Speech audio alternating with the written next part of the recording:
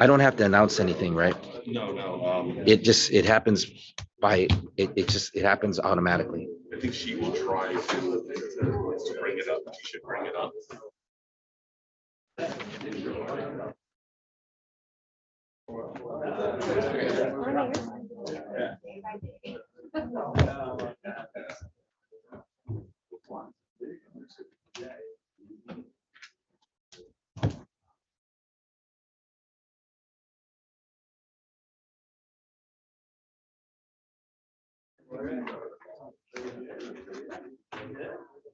Do you need me to help you connect? And for some reason, it's not automatically connecting. Remember you helped me with that before? Yeah. No. I'm so excited. Okay, should we start the meeting? Yeah. On Thursday.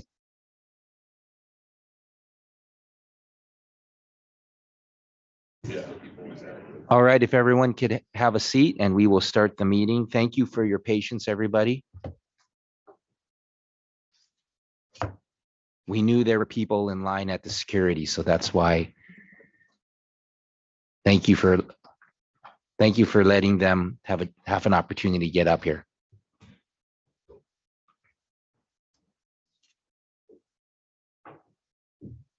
Madam Clerk, do we have a quorum? Thank you, Madam Clerk.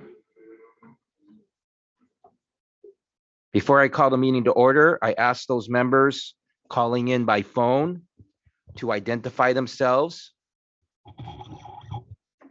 Is there anybody calling in by phone?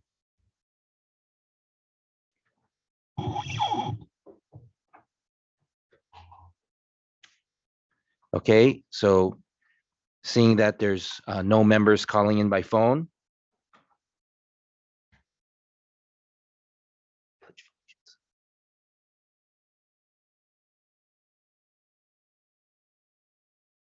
I'm going to call the meeting to order, and I am going to ask the Honorable John Marish to lead us in the Pledge of Allegiance.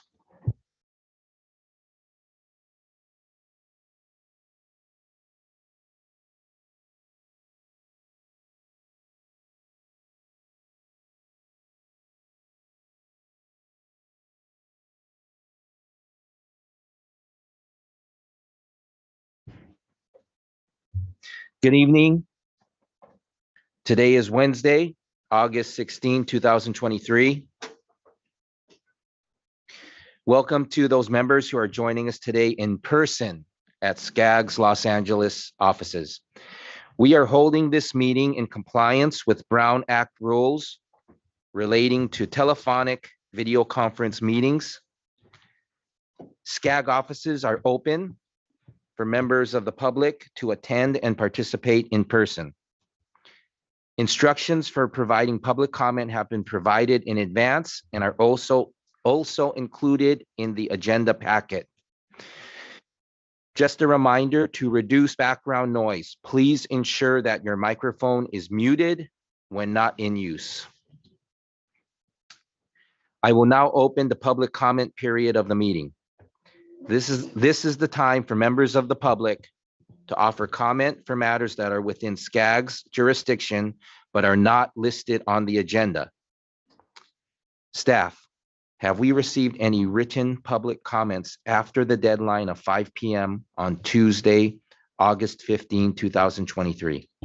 Mr. Chair, I can confirm we have not received any written public comments before or after the deadline. Thank you, Ms. Macias. Do we have any members of the public who wish to speak? Mr. Chair, I'm seeing no members in person or virtually. Thank you, Ms. Macias. I will now close the public comment period for matters not listed on the agenda.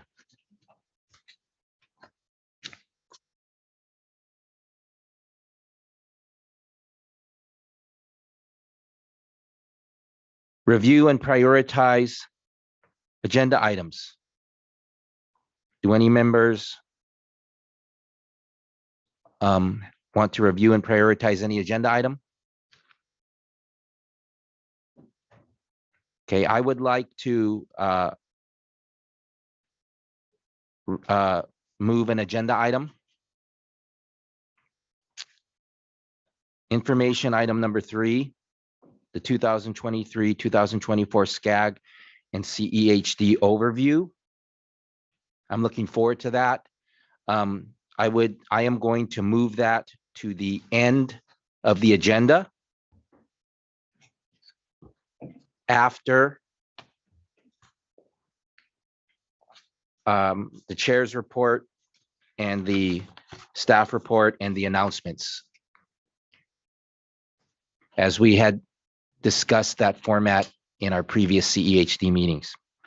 So that will be the last item, and that item will happen approximately from noon to 12:30. Moving on, I would like to remind everyone to unmute your phone before speaking and state your name during deliberations and whether making a motion or offering a second. And for those who have joined by phone, please press *6 to mute and unmute your phone. Consent calendar. Do we have any members of the public who wish to speak on this item? Mr. Chair, I'm not seeing any members via Zoom or here in person at the LA office. Thank you, Ms. Macias.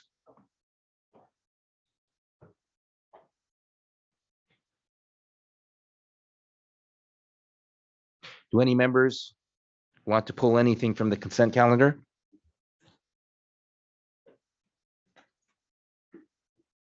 Do I have a motion? Okay. Second. Repeat. Can the maker of the motion please repeat your motion and your name?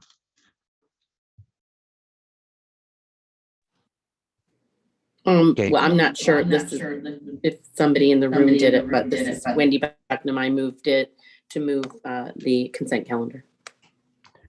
Okay, thank you, Ms. Bucknam. And then I call on David Shapiro. I see his hand was raised. Oh, thank you, Mr. Chair. I was raising a hand to make the motion or to second. That was the purpose. So you're going to second Ms. Bucknam's motion? Yes, thank you. Thank you, Mr. Shapiro. So I have a motion and a second. Madam Clerk, can you please do the roll call vote? Yes, thank you. This is for the consent calendar. Item number 1, Ashley Akin. Cindy Allen. Aye. Valerie Mesquez. Yes. Mesquez? Yes. Thank you. Gary Boyer, Yes. Drew Boyles, Yes. Wendy Bucknam, Yes. Don Caskey, Yes. Tanya Doby. Yes, and I'm here. Thank you. Deborah Dorsey Parada. Keith Ike, Yes. Bob Engler, Yes. Rose Espinosa, Aye. Raymond Furman, Aye. Margaret Finley, John Gabbard, Yes. Marsha Goodman, Aye. Mark Henderson, Aye. Cecilia, thank you. Cecilia Hupp, Yes. Linda Johnson, Yes. Kathleen Kelly, Yes. Kemi Kim, Lauren Kleiman, Yes. Matt Levere, Yes. Giuliano, Yes. Annie Marshall, Andrew Macio, Casey McKeon, Yes. Thank you, John Marriage, Yes. Joseph Marabito, Yes. thank you, George Nava, Yes. Marcela Nava, Yes. Ariel Pay, Yes. Gabriel Reyes, Rocky Rhodes, Yes. Sylvia Robles, Celeste Rodriguez, Sunny Santanez, Yes. Andrew Sorega, David Shapiro, Yes. Becky Shevlin,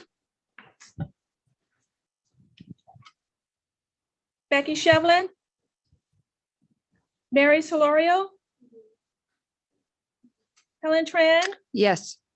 Mark Warrena, Aye. Equineta Warren, Tony Wu, Yes.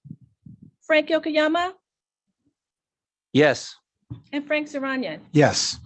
Thank you. The chair, the consent calendar passes with 34 yes votes, 0 no, and 0 abstentions. Thank you, Madam Clerk.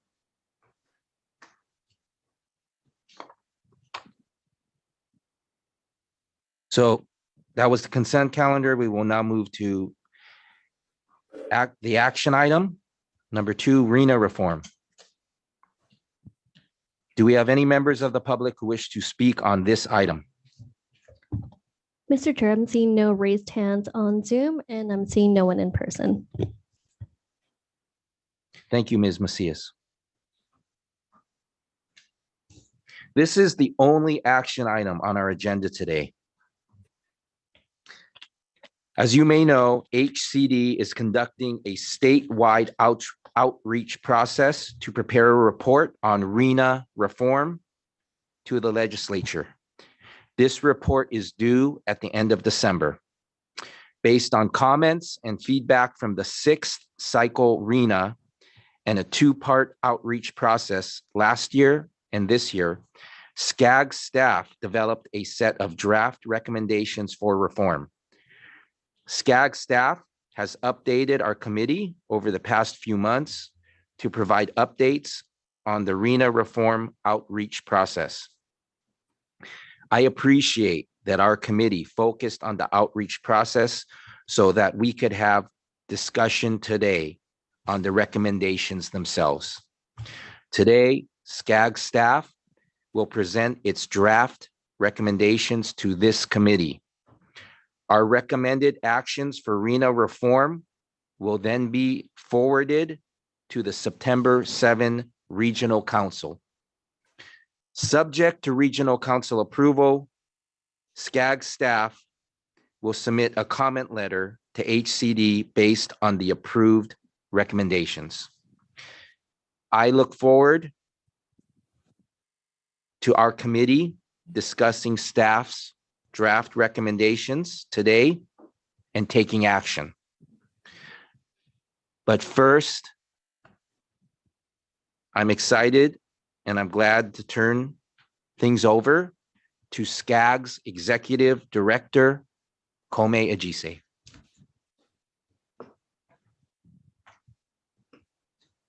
Thank you, Mr. Chair. Good morning, members of the committee. My name is, for the record, my name is Kome Ajise, the Executive Director at SCAG. It is my distinct privilege, actually, to be meeting with you in the middle of summer. And we all have to wear suits in the middle of summer. Somebody did us wrong today. But I want to just take a moment to appreciate the fact that you've taken the time to join us. This is a very important venture.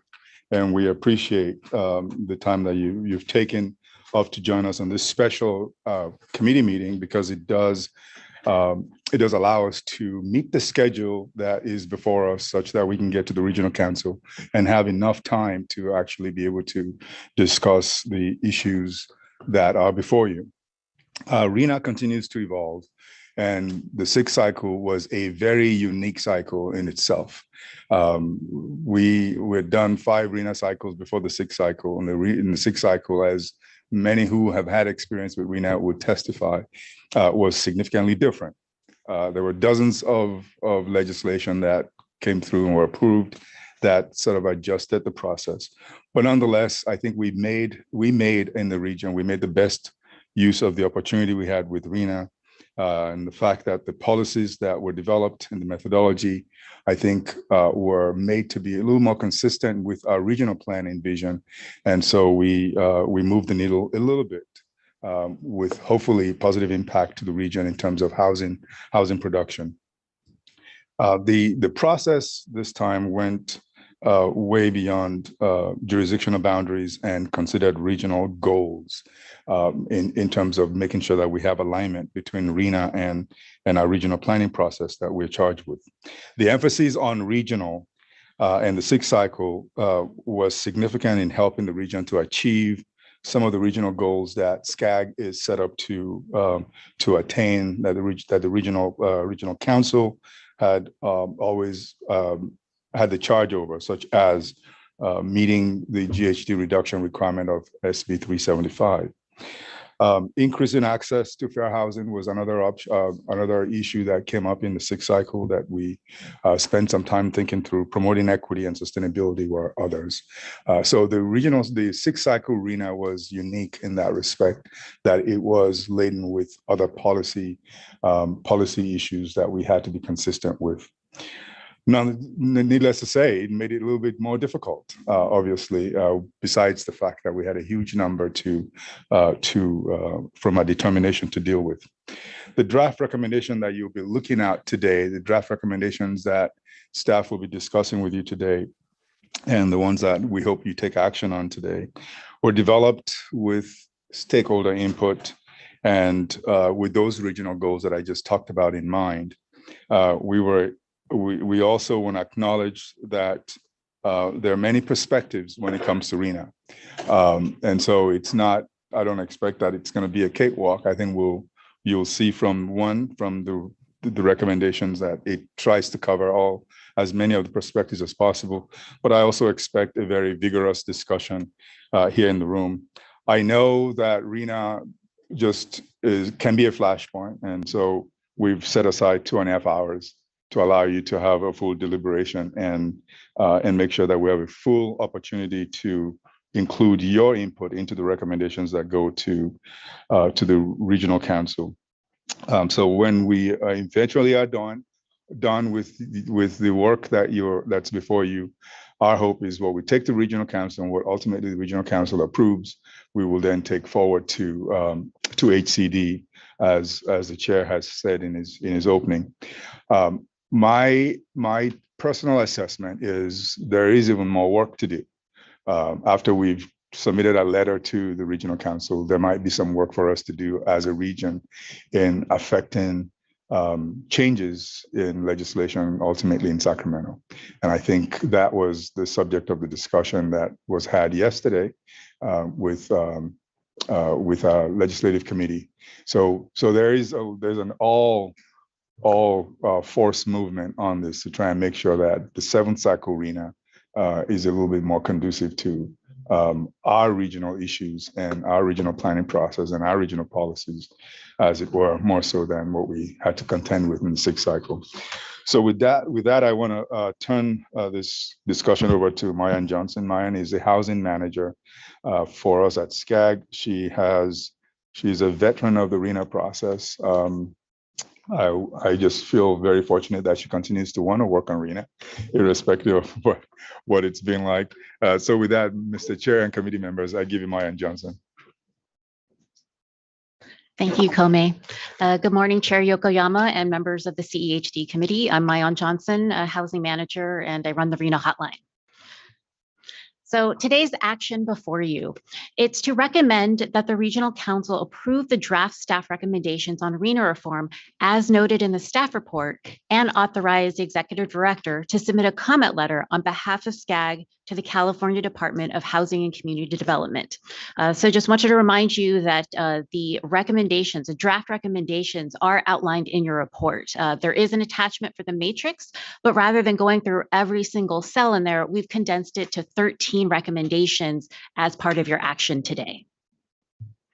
So for today's agenda, we'll be going over RHNA 101. This is especially important for those uninitiated, so this will provide some context to what we're recommending today. And then we'll give a background on the RHNA reform process and our engagement process that started last summer and continued to this summer. And then we'll go over the draft recommendations, the 13 of them, and then go over next steps for today, and hopefully you can have a comprehensive discussion. So with that, I'd like to turn it over to my teammate, David Kyobe. Good morning, Chair. Good morning, members of the committee. My name is David Kyobe. I'm an associate planner with the Housing Department. Today, I'll give you an overview of RHNA. It's going to serve as a refresher. I usually need to do it every couple of weeks myself, so bear with me. So what is RHNA? RHNA is state housing law requirement to determine existing and projected housing need for a jurisdiction's 8-year planning period. The 5th cycle was from 2013 to 2021, and our current cycle, the 6th cycle, is from 2021 to 2029. HCD provides a regional determination in consultation with SCAG and the Department of Finance. And the 6th cycle regional determination for the SCAG region was over 1.3 million housing units. And this was a large increase over the 5th cycle that had a regional determination of just over 412,000 units. So obviously this was a big increase and raised some issues and concerns. So what are some of the objectives of RHNA? So the first objective is to increase housing supply and mix of housing types, tenure, and affordability within each region in an equitable manner. The second is to promote infill development and socioeconomic equity, the protection of environmental and agricultural resources, and the encouragement of efficient development patterns. The third is to promote an improved interregional relationship between jobs and housing. And the fourth is allocating a lower proportion of housing need and income categories in jurisdictions that have a disproportionately high share in comparison to county distribution. And finally, the fifth objective of RHNA is to affirmatively further fair housing. So an overview of the process. The RHNA process takes approximately 26 months. So in the 6th cycle, in the summer of 2019, HCD, in consultation with SCAG, provided the regional determination number that you see here, just over 1.3 million units. SCAG then developed a methodology, and this was that lasted from August 2019 to March 2020. A draft allocation was provided in September 2020, and the appeals process lasted from 2020 to winter of 2021. The allocation was finalized in March 2021, and the jurisdictions have to update their housing elements to reflect this RHNA allocation, and this was due to HCD in October 2021. So like I mentioned before, there was a large increase in the number of housing units compared to the previous 5th cycle, and this was due to a number of reasons. So one of the main differences between the cycles was the addition of new factors and how they were applied to the calculation. So the 6th cycle saw the introduction of overcrowding as well as cost burden rates. And in addition, the vacancy rates, overcrowding, and replacement need were calculated off the existing and projected need, whereas in the 5th cycle, this was applied to the subtotal of existing and projected household less occupied units. So this resulted in a smaller replacement and vacancy need in the 5th cycle as compared to the 6th cycle. So in terms of some of the primary factors that are included in the methodology, they include the share of household growth, job accessibility, transit accessibility, and social equity adjustments. And these things include things such as income distribution and other socioeconomic indicators related to environment, education, and the economy. Here's just a map of job accessibility in the region. So in terms of the RHNA appeals process, 52 appeals were received, and the process lasted from fall 2020 to winter 2021. As many of you can imagine, most of the appeals requested a reduction in the housing need. Out of the 52 appeals that we received, 2 were approved, and this resulted in a reduction of 3,000 housing units. So the final RHNA allocation for our region was adopted in March 2021, and this included the redistribution of successfully appealed units. And like I mentioned before, the housing element deadline was October 2021. And as of August 2023, 108 of our jurisdictions have an adopted and compliant housing element. I'm now going to present a bit of a background on the RHNA reform process that me and my colleagues pursued. So background on RHNA reform, issues were raised in the 6th cycle process. Some of the main issues that were raised by our jurisdictions were the calculation of regional determination, factors used to determine the housing distribution in the methodology, the role of Connect SoCal in the housing projections, and a number of other issues were raised. Based on this, SCAG committed to review these issues and facilitate conversations with HCD about how we could reform RHNA. So the state RHNA reform was allowed by AB 101, and this required the California Department of Housing and Community Development to develop a recommended approved RHNA allocation process and methodology that promotes and streamlines housing development and substantially addresses California's housing shortage. And this included a statewide stakeholder participation. The RHNA reform was limited to government codes 65584 through 65584.2. And importantly, this did not include any new zoning or housing element issues. So it was solely focused on RHNA. And HCD must submit a report to the legislature by December of this year to basically, let them know what they learned about RHNA reform, what was the results of the stakeholder engagement, and potentially make recommendations for improvement or reform of RHNA. So in terms of SCAG's own engagement process, we started this in 2022 and continued it this year in 2023. So this is an overview of what our engagement looked like. So our initial engagement was in 2022, and we had listening sessions where we gathered feedback from the public, housing advocates, jurisdictions, and a whole array of stakeholders that represented a broad view of opinions. The feedback was then reviewed, and we created draft recommendations based on this feedback and prepare this for public input in 2023 of this year. So here's just some brief stats of our public engagement. So we had 5 public listening sessions, had over 450 registrants. We had a survey, which included 77 survey responses, and we had 23 written comments submitted to our housing@scag.gov.ca email address.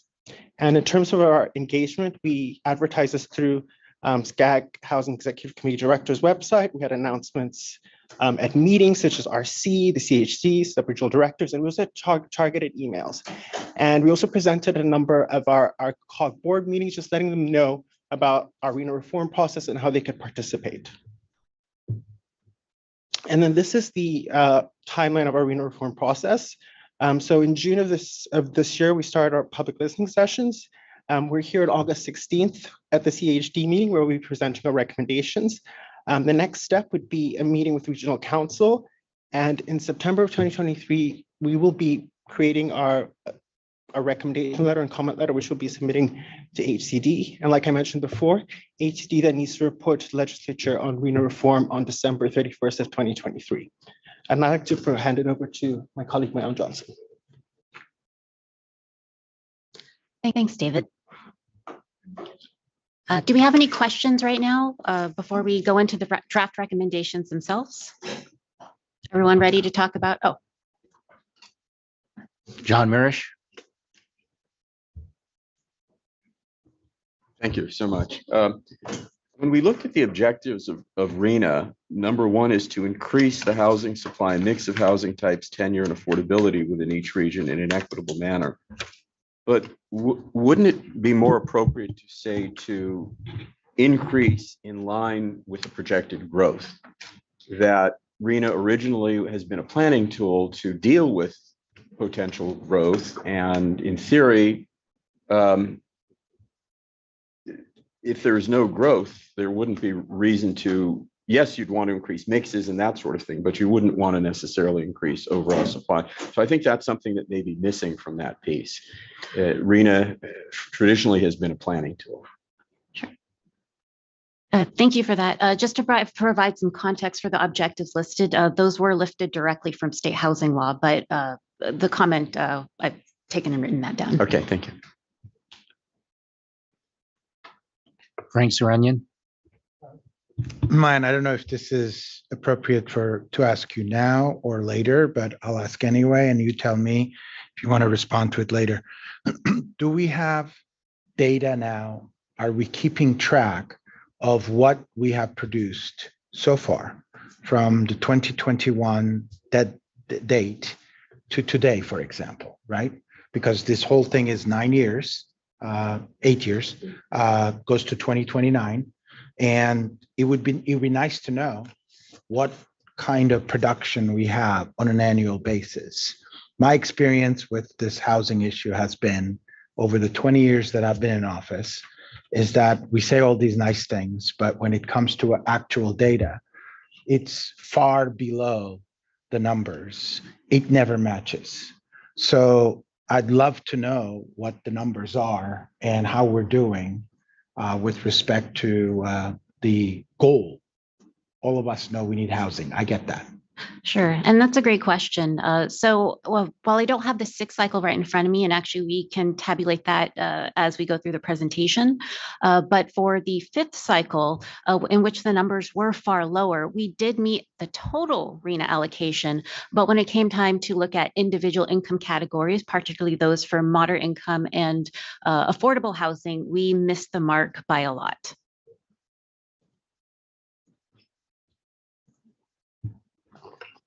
Sunny Santa Ynez. Thank you, Mr. Chair. I know this is the past already, but I firmly believe that we learned from the past. So in looking at the methodology for the fifth and sixth cycle, I'm curious to know, had they used the methodology for the sixth cycle for the fifth cycle or vice versa? Could the allocation for the sixth cycle been significantly different, or it didn't matter? Do you mean the regional determination Yes. from HCD? Yes, so I can bring up the chart. Right, please. So just to outline the sticker shock, if you will, between the fifth and sixth cycles. So an example of how they apply these factors. So there was for the sixth cycle, a new factor of overcrowding that was required to be included, and also cost burden. But I think the biggest difference is how they applied these factors. Let's say you take replacement need, which is a fixed percentage, usually at 0.5%. So for the fifth cycle, on the left side, the left table, it's 0.5% of projected need. That's at 468,000. So that's about 2,400 units. But that same 0.5% was applied in the sixth cycle, but it was applied to both existing and projected households. So you can already see the difference that it ballooned to 34,000 rather than a smaller number. But you can see the number of existing and projected households starting out is about the same, or not. I know there are demographers in the audience that would fight me on that, but they are comparative. So it's how they apply these numbers that is just as important for determining what the final number is, and not just the factors themselves. All right, thank you. So hopefully that illustrates what we're in now. I just do want to add to that, that the state auditor did an audit of HCD, and it was a rather scathing report where they found that HCD double counted. And so a lot of us feel that these inflated figures are a result of clerical errors, double counting, and other things that can and should have been addressed. So just want to put that out there. Thank you.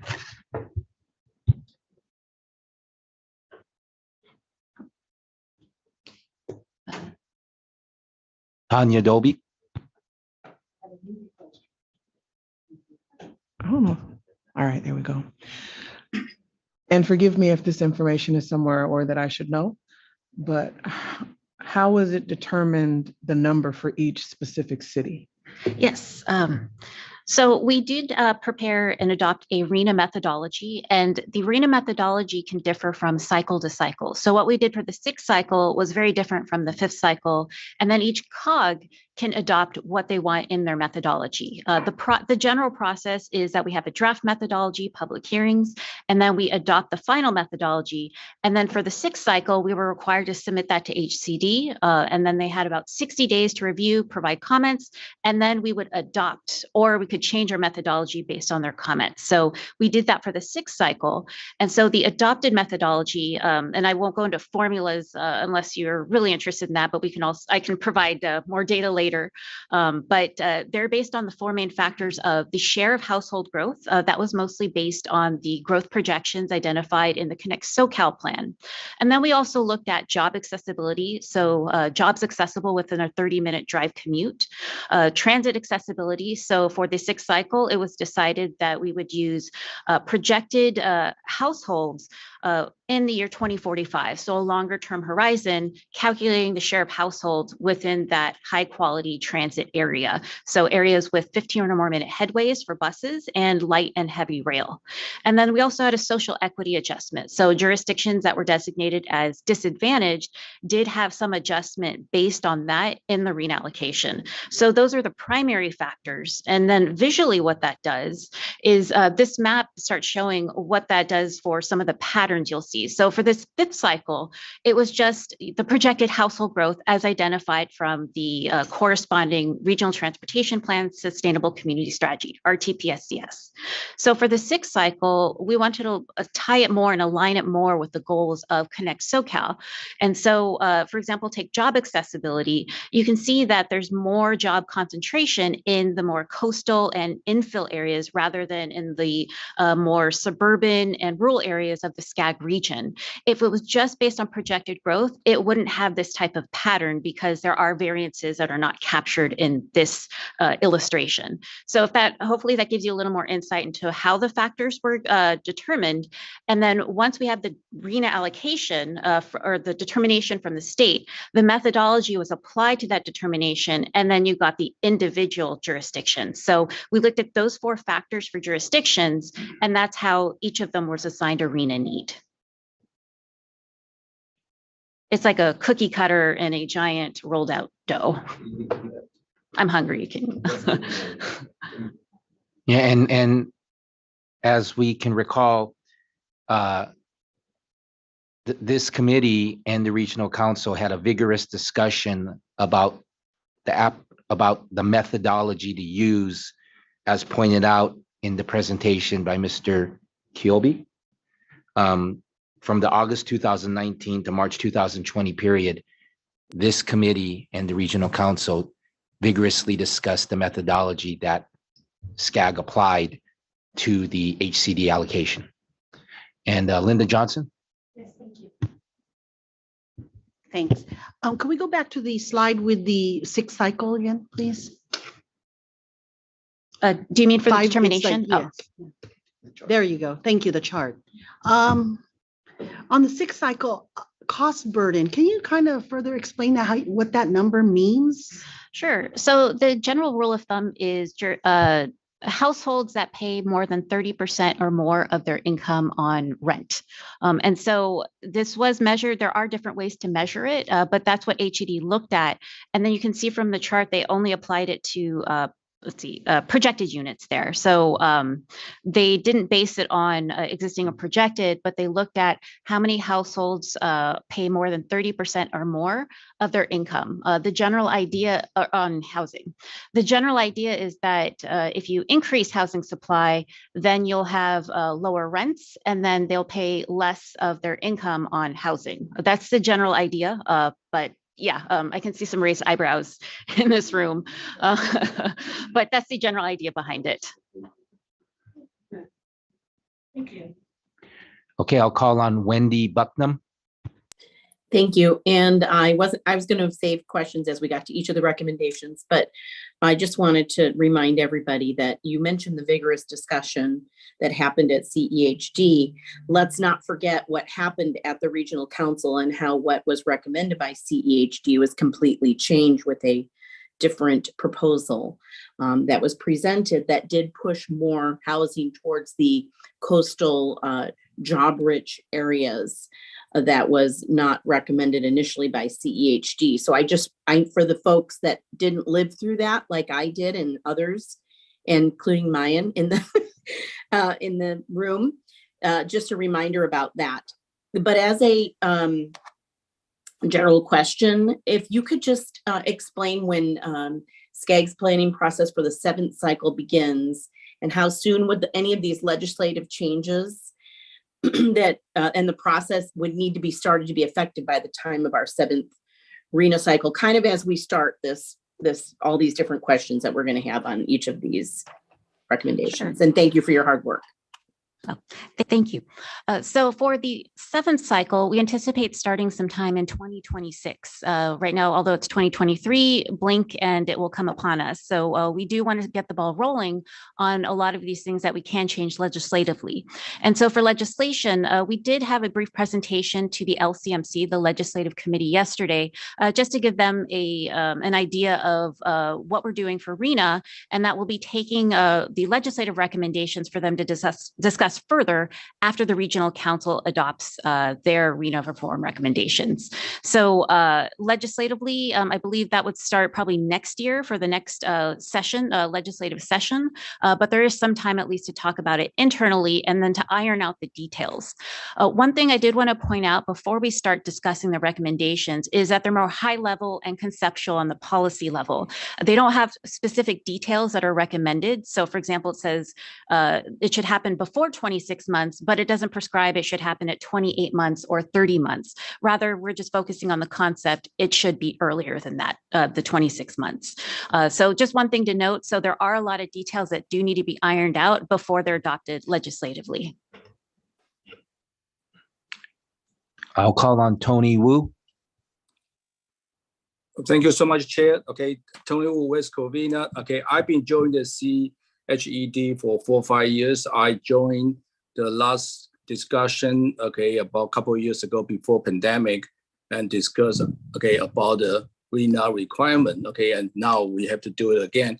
The issue I raised last time, I'm going to bring the same issue, the fundamental issue while we are facing the housing crunch.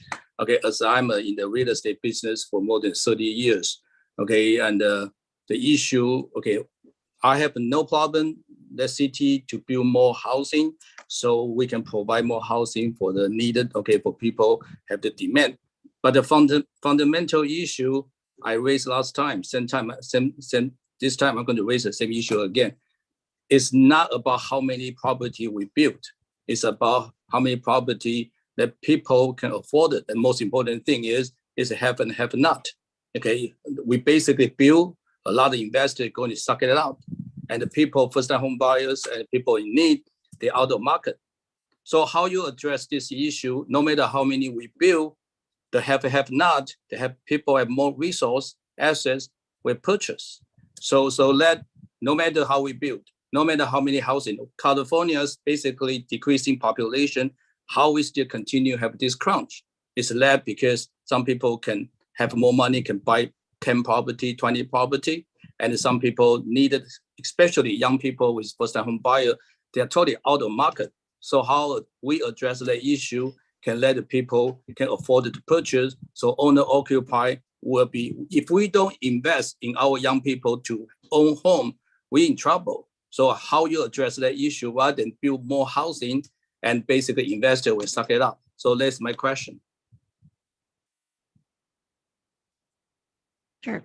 So the general concept, as I mentioned before, was the idea of increasing supply to bring down the overall price of housing. So that's why a lot of the factors are included. But the RHNA allocation is, there's a total RHNA allocation, and then that's divided up into 4 income categories. So it goes from very low income all the way to above moderate or market rate income units. And so each jurisdiction is responsible for providing, for planning for sites to accommodate all of the income categories. So it does acknowledge that there is a need for affordable housing, not just increasing supply, but actually targeting units that are affordable to low-income families. Oh, sorry. Thank you, Mayan. I don't want to argue over here, but the issue is, okay, the affordable housing, no matter how you build, okay, you still have not enough. Okay, we need to have basically, I don't want to say it, but as in the business for so long, okay, we need to maybe tax, okay, rich people to buy more property, they need to pay more taxes, to maybe that can release more of, okay, people can purchase, especially first-time home buyer. Chair, if I can recommend that we go into the draft recommendations, because some of these questions I think would also be part of that discussion, because we do want to make sure there is enough time for discussion and for an action today. Yes, I agree with that. Thank you, Mayan. Please present the draft RHNA reform recommendations. All right, so going into the draft recommendations, as my teammate had mentioned, we condensed public comments. We reviewed all the verbal and written comments submitted, and then we divided them up into 4 themes: the regional determination, the methodology process, appeals, and other. And so we condensed these further into 13 recommendations. So for today's draft recommendations, we've separated them by the type of action needed to implement them. So there's, of course, legislative changes that are in state law that we would need to codify because state law does say otherwise. There's also SCAG or HCD administrative changes. So legislation may not be needed in this case, but rather it can be made as an individual decision by SCAG for a future RHNA cycle, or HCD could apply that without having it in state legislation. There's also 7-cycle RHNA recommendations. This is particularly important because there are a lot of factors that we could consider for the 7th cycle in the methodology. It doesn't have to follow the 6th cycle exactly, but right now would not be the time or place to be able to determine what those are, because the decision makers will be the 7th cycle CEHD Committee and the Regional Council. So any recommendations on the 7th cycle will be forwarded to the 7th cycle decision makers. So we would put a lot of these in this category.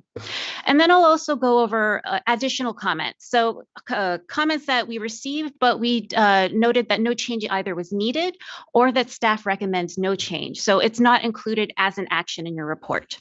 To minimize confusion, we also then separated these into the determination, methodology, appeals, and other beyond RHNA reform. So that's just giving you the sense of what you can expect in the next few slides. So again, your action today is to recommend that the RC approve the draft recommendations as noted in the staff report and authorizing our executive director to submit a comment letter to HCD based on these. So I'm now going to go into the actual recommendations themselves. So the legislative change, the first one is to extend existing need from regional determination across multiple planning cycles and extend the housing element planning periods over multiple cycles to match this. The key word here is existing need because RHNA, the allocation, the determination represents both projected and existing need. And you can see comparing the 5th and 6th cycles that HED really emphasized existing need. Currently, they're not separated when they give a determination, but a legislative change could change that. And so rather than trying to fit the RHNA allocation into an 8-year cycle, we would recommend taking the existing need portion, however that's determined, and then spreading that out over maybe 1.5 cycles, so 12 years. And if that were the case, then housing elements would need to somehow match that as well. So that would be our recommendation, was to have some kind of codification to extend existing need. I'm thinking that maybe, so we can discuss these comprehensively, if it's all right with you, Chair, that rather than getting comments for each of these, I will stop after legislative changes and each of the determinations. So the second recommendation is that we recommend procedures be established for HCD to publicize data sources, analysis, and methodology. We think this is particularly important because, as noted by your fellow members about the audit, the state auditor last year had found that HCD's data assumptions were not necessarily consistently applied in different regions in the state. We wanted to ensure that there be procedures established because currently there aren't any in state law to ensure that there is consistency and transparency in the process. Other determined legislative changes, we also recommend that a formal process to review HED's considerations as part of its regional determination and convenes an advisory panel of experts that would advise HC on their assumptions, data, and analysis.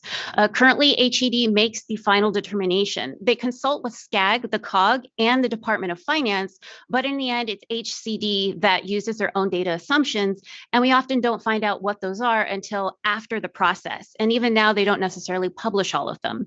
So we think that a third-party advisory panel of experts would be in a position to review and provide comment to HCD as to whether those assumptions are consistent with normal practice. We also recommend codifying an earlier date to receive the regional determination from HCD. Currently, that's at least 26 months in state housing law, but what happens is if they give it to us exactly at 26 months and no earlier, there are some options.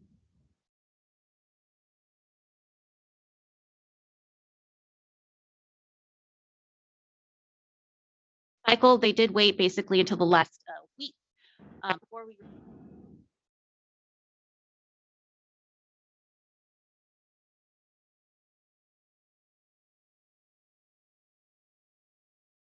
are recommending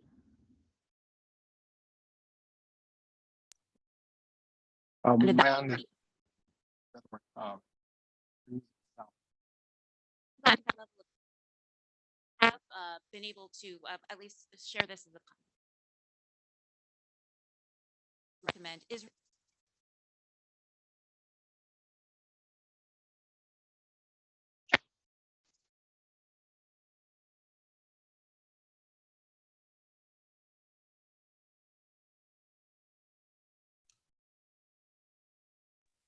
I have no audio right now. I don't either. Yeah, we Can lost. you hear me now? Yes. Yes. All right, we're back on. So the fifth legislative change we recommend is reinstating a trade and transfer option that also furthers state objectives, including AFFH, affirmatively furthering fair housing. So prior to the sixth cycle, there was an option available where two jurisdictions could trade their presumably there'd be an exchange of resources. This was taken out of state housing law in order to further the objective that we want to not overcome. Mr. Chair, you got major audio problems. Yes, agree. I can't understand anything. No, she keeps going in and out. I've lost half This of is it. Rose. I lost the screen, I lost the sound, I lost everything. This is Rose. It started happening around your recommendation number 4. Right. Yeah, I can't even hear you, Frank. I'm gonna Okay, let's take a brief 2-minute break to reset the hybrid connection, the virtual connection. I'll get back in 2 minutes. Thank you.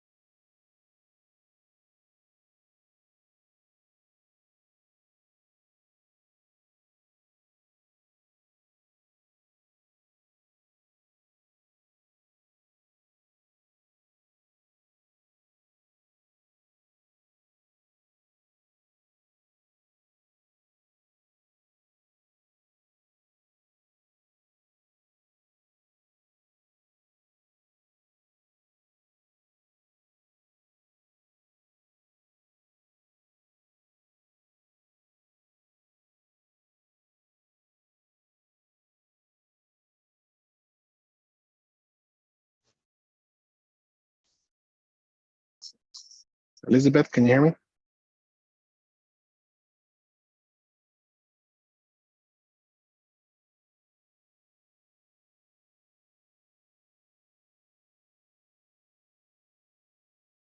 Kwame, can you hear me? Can you all hear us, sir? This is Kome. Yes. Okay. Okay, give us about a minute to get back to seats. Thank you. Thank you. Kwame, I'm still getting a little bit of the chop audio, so I'm gonna have to restart the system. It's gonna take like a minute. Okay, Edward, I'm going to restart real quickly. Okay.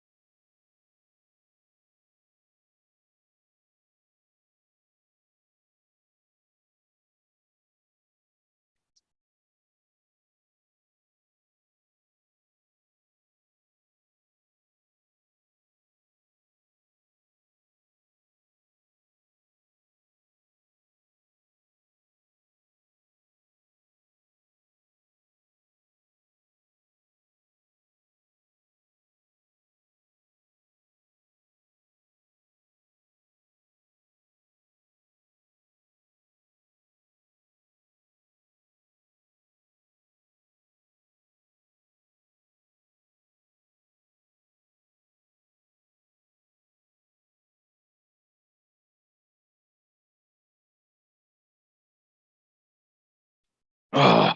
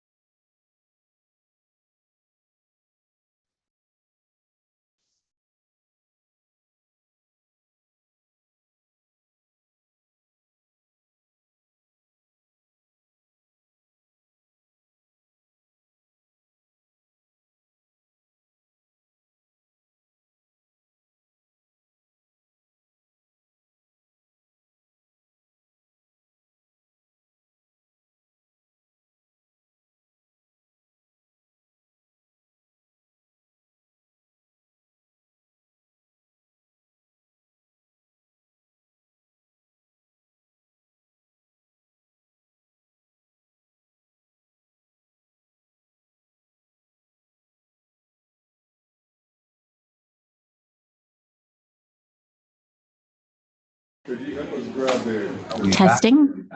Yes, hear you. Is that my end? Yes, if you're online, please sit tight. Thank you.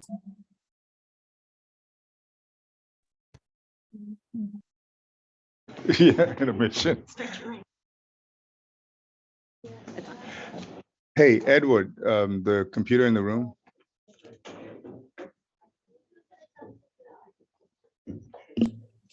Mayan, as a point of order, when do you anticipate you're going to take comments, questions? At what point was that again? Tell them at the end. At this point, I think we're going to take questions and comments at the end, just to make sure there's adequate time for everyone to provide comment. Because you can imagine, I have a few. Exactly. Yeah. Thank you for your patience. Make notes. Yeah, that system right on me. It's dead. What happened in that room? The audio, it just.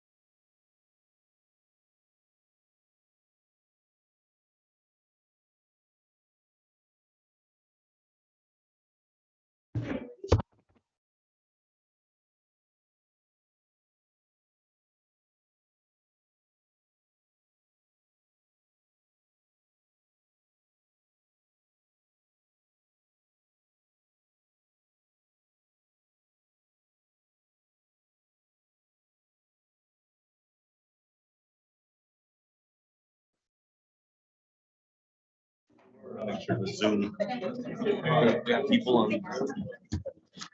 Just give us a minute. I think the clerk needs to make sure that we have everything in order. Testing. Can everyone hear me? Yes. Yes, I can hear you, Mark Henderson, remotely. All right. So Blake, I will go confirm ahead we can hear you. I will go ahead and continue with the recommendations, but rather than stop in the middle of them, I'm just going to go through all 13 to ensure that you do have adequate time for questions and comments. So I believe number 4 was the last one that people online have heard. So I'll just repeat that one. Number 4 is we'd recommend a legislative change on to codify an earlier date to receive the regional determination. Currently, HCD has up until 26 months before the housing element due date. And what ends up happening is if they wait until the last minute, exactly the 26-month mark, there are some time extensions we could exercise, but we cannot because of the time crunch after the 26 months. So a earlier regional determination would allow us to have more time to develop the methodology, have more time for appeals. So we are recommending that it be extended, or that the due date be earlier than that 26-month mark. Number 5 is to reinstate a trade and transfer option of RHNA that also furthers state housing objectives such as AFFH. Trade and transfer was an option before the 6th cycle that 2 jurisdictions could exchange draft RHNA allocation units, presumably with the exchange of resources or funding. No jurisdiction has actually taken up on the trade and transfer in prior cycles, but there has been some interest to reinstate this, but to also ensure that it does ensure that everyone still does their fair share in the region. So we recommend that it be reinstated, but with some guardrails to ensure AFFH and other objectives.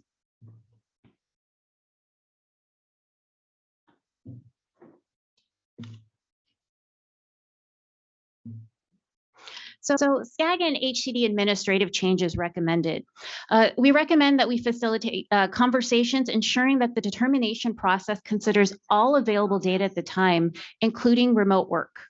We also recommend exercising the option of additional time in the appeals process, but that would not be feasible unless we had an earlier date codified for the determination. For number 8, we would work with HCD and inquire if they've considered having a RHNA allocation be one of the considerations for housing funding opportunities. So presumably the larger your RHNA, the more access to resources you would have in terms of grants and other funding opportunities from HCD. For number 9, we recommend that SCAG provide jurisdictions more time between the issuance of the RHNA allocation and housing element adoption deadline. We note that the 6th cycle was particularly challenging for jurisdictions, so we recommend we will try to ensure that there is more time, and of course, a longer timeline and earlier determination would help that. So for the 7th cycle changes, these are concerns and comments that were raised that we do recommend looking at and evaluating during the 7th cycle, because any decisions made now aren't binding until the 7th cycle begins. So for number 10, ensuring that determination process by HCD considers all available data sources, including remote work. For the methodology, there are several during the engagement process, and several comments were submitted that wanted the 7th cycle to consider different distribution methodologies. So these include things such as the presence of a community college versus just a university, density, remote work, climate change, and influence of transit, just to name a few. And so you noted in the 6th cycle, we had those main 4 factors, but for the 7th cycle, it's been recommended to look at other factors. So we would, if these are adopted as a recommendation, we would then forward these as part of the 7th cycle RHNA process. The appeals process, it was recommended that we explore preparing a guidebook to help appellants. There has been confusion during the process, and we want to ensure that it is effective and transparent and fair. For number 13, this is the last recommendation. We request that HCD review housing element law to address challenges to housing, building, and production. One thing to note here is that these are all RHNA actions because statewide RHNA reform is limited solely to RHNA and doesn't look at zoning and other housing element issues. So our last recommendation is to request that HCD go beyond RHNA reform, and after they're done with this particular report, look at housing element reform. So those are the main actions. And then I'll just briefly cover the additional comments that we received, but we did not recommend action on. So several of them are no action needed because we're already doing this, or we committed to it already in the process. They include that there's a distribution of RHNA to ensure higher income jurisdictions receive their fair share. For the appeals process, it should be meaningful and not perfunctory. So we are committed to ensuring that the process is fair and transparent. For no action recommended, the comments on this screen are directly comments from those participating. And so we do not recommend action on these particular comments. So one comment is to ensure that the regional determination include additional assumptions and factors such as population and institutions, market factors, land available for capacity and development, and prior housing production.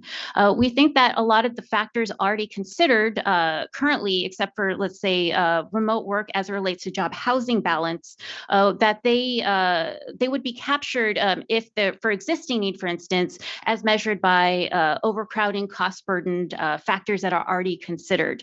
So we don't recommend these factors. And then in population and institutions, we don't recommend adding either because currently they are excluded. So these are populations in prisons, dormitories, nursing homes that are by bed, because those aren't considered households for RHNA purposes.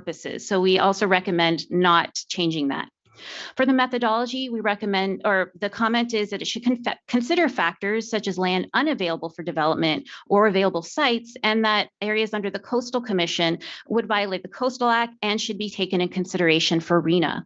We also don't recommend a factor based on this or a change based on this because jurisdictions are required to look at not just available land, but all types of land uses and zoning to accommodate the RHNA. So they can't simply limit sites to available land. For the California Coastal Commission, they did note that assigning RHNA in those areas or building in those areas doesn't preclude increasing density in all Coastal Commission areas. So that would be reviewed by the Coastal Commission, but it doesn't necessarily preclude all of development. So that's why we don't recommend any change based on that comment. Other comments also include that the RHNA allocation should be more in line with Connect SoCal growth estimates and should align completely with Connect SoCal goals. The Connect SoCal plan we do use as a basis for part of the projections for the RHNA allocation, but it does have also different goals. While there are some overlap, it does have different goals from the RHNA process. Since RHNA process has 5 objectives it needs to further, Connect SoCal does not, for instance. And so we don't recommend changing or any action based on this. The preservation of existing units should be considered as a factor in the distribution methodology. The preservation of existing units is important in ensuring that existing need retains in place, but also that to ensure or prevent displacement and other forms of loss of housing. Jurisdictions can receive up to 25% of their RHNA allocation credited based on preservation. So we see it taking on that end rather than on the RHNA allocation end. There are a lot of these, but just a couple more slides. Additional comments for appeals, that the appeals process should not allow for jurisdictions to appeal the allocation of other jurisdictions. We received 52 appeals for the RHNA, 6 RHNA cycle. A state law did allow for other jurisdictions and HCD to appeal another jurisdiction's number. So 4 jurisdictions did take this opportunity to appeal one city's number. And so because it's in state housing law and it does allow for a regional view of jurisdictions and RHNA allocation, we don't recommend a change.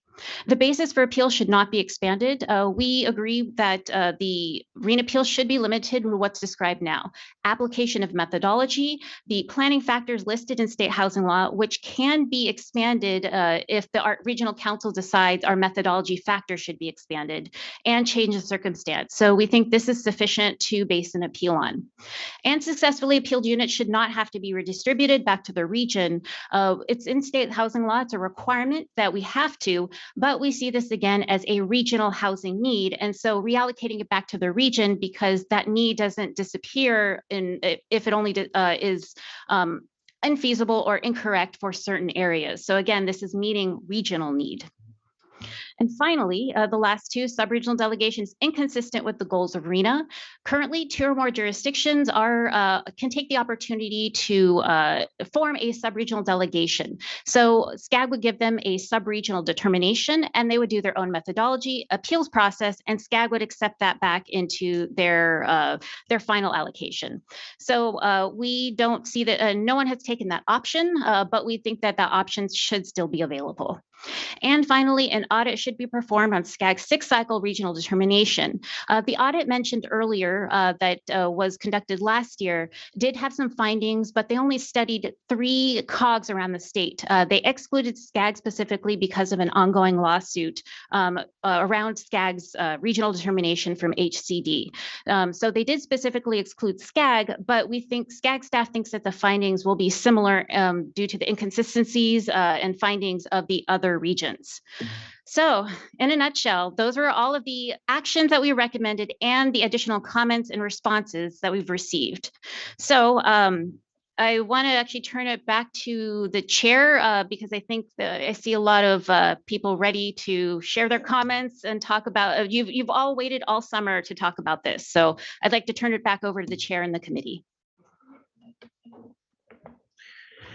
Oh, okay. Thank you for the challenges you had to face in giving that presentation of the RHNA reform, including the 13 recommendations, right? 13. And I will now entertain comments from members of the CEHD committee. And I'm going to first look to in-person members. And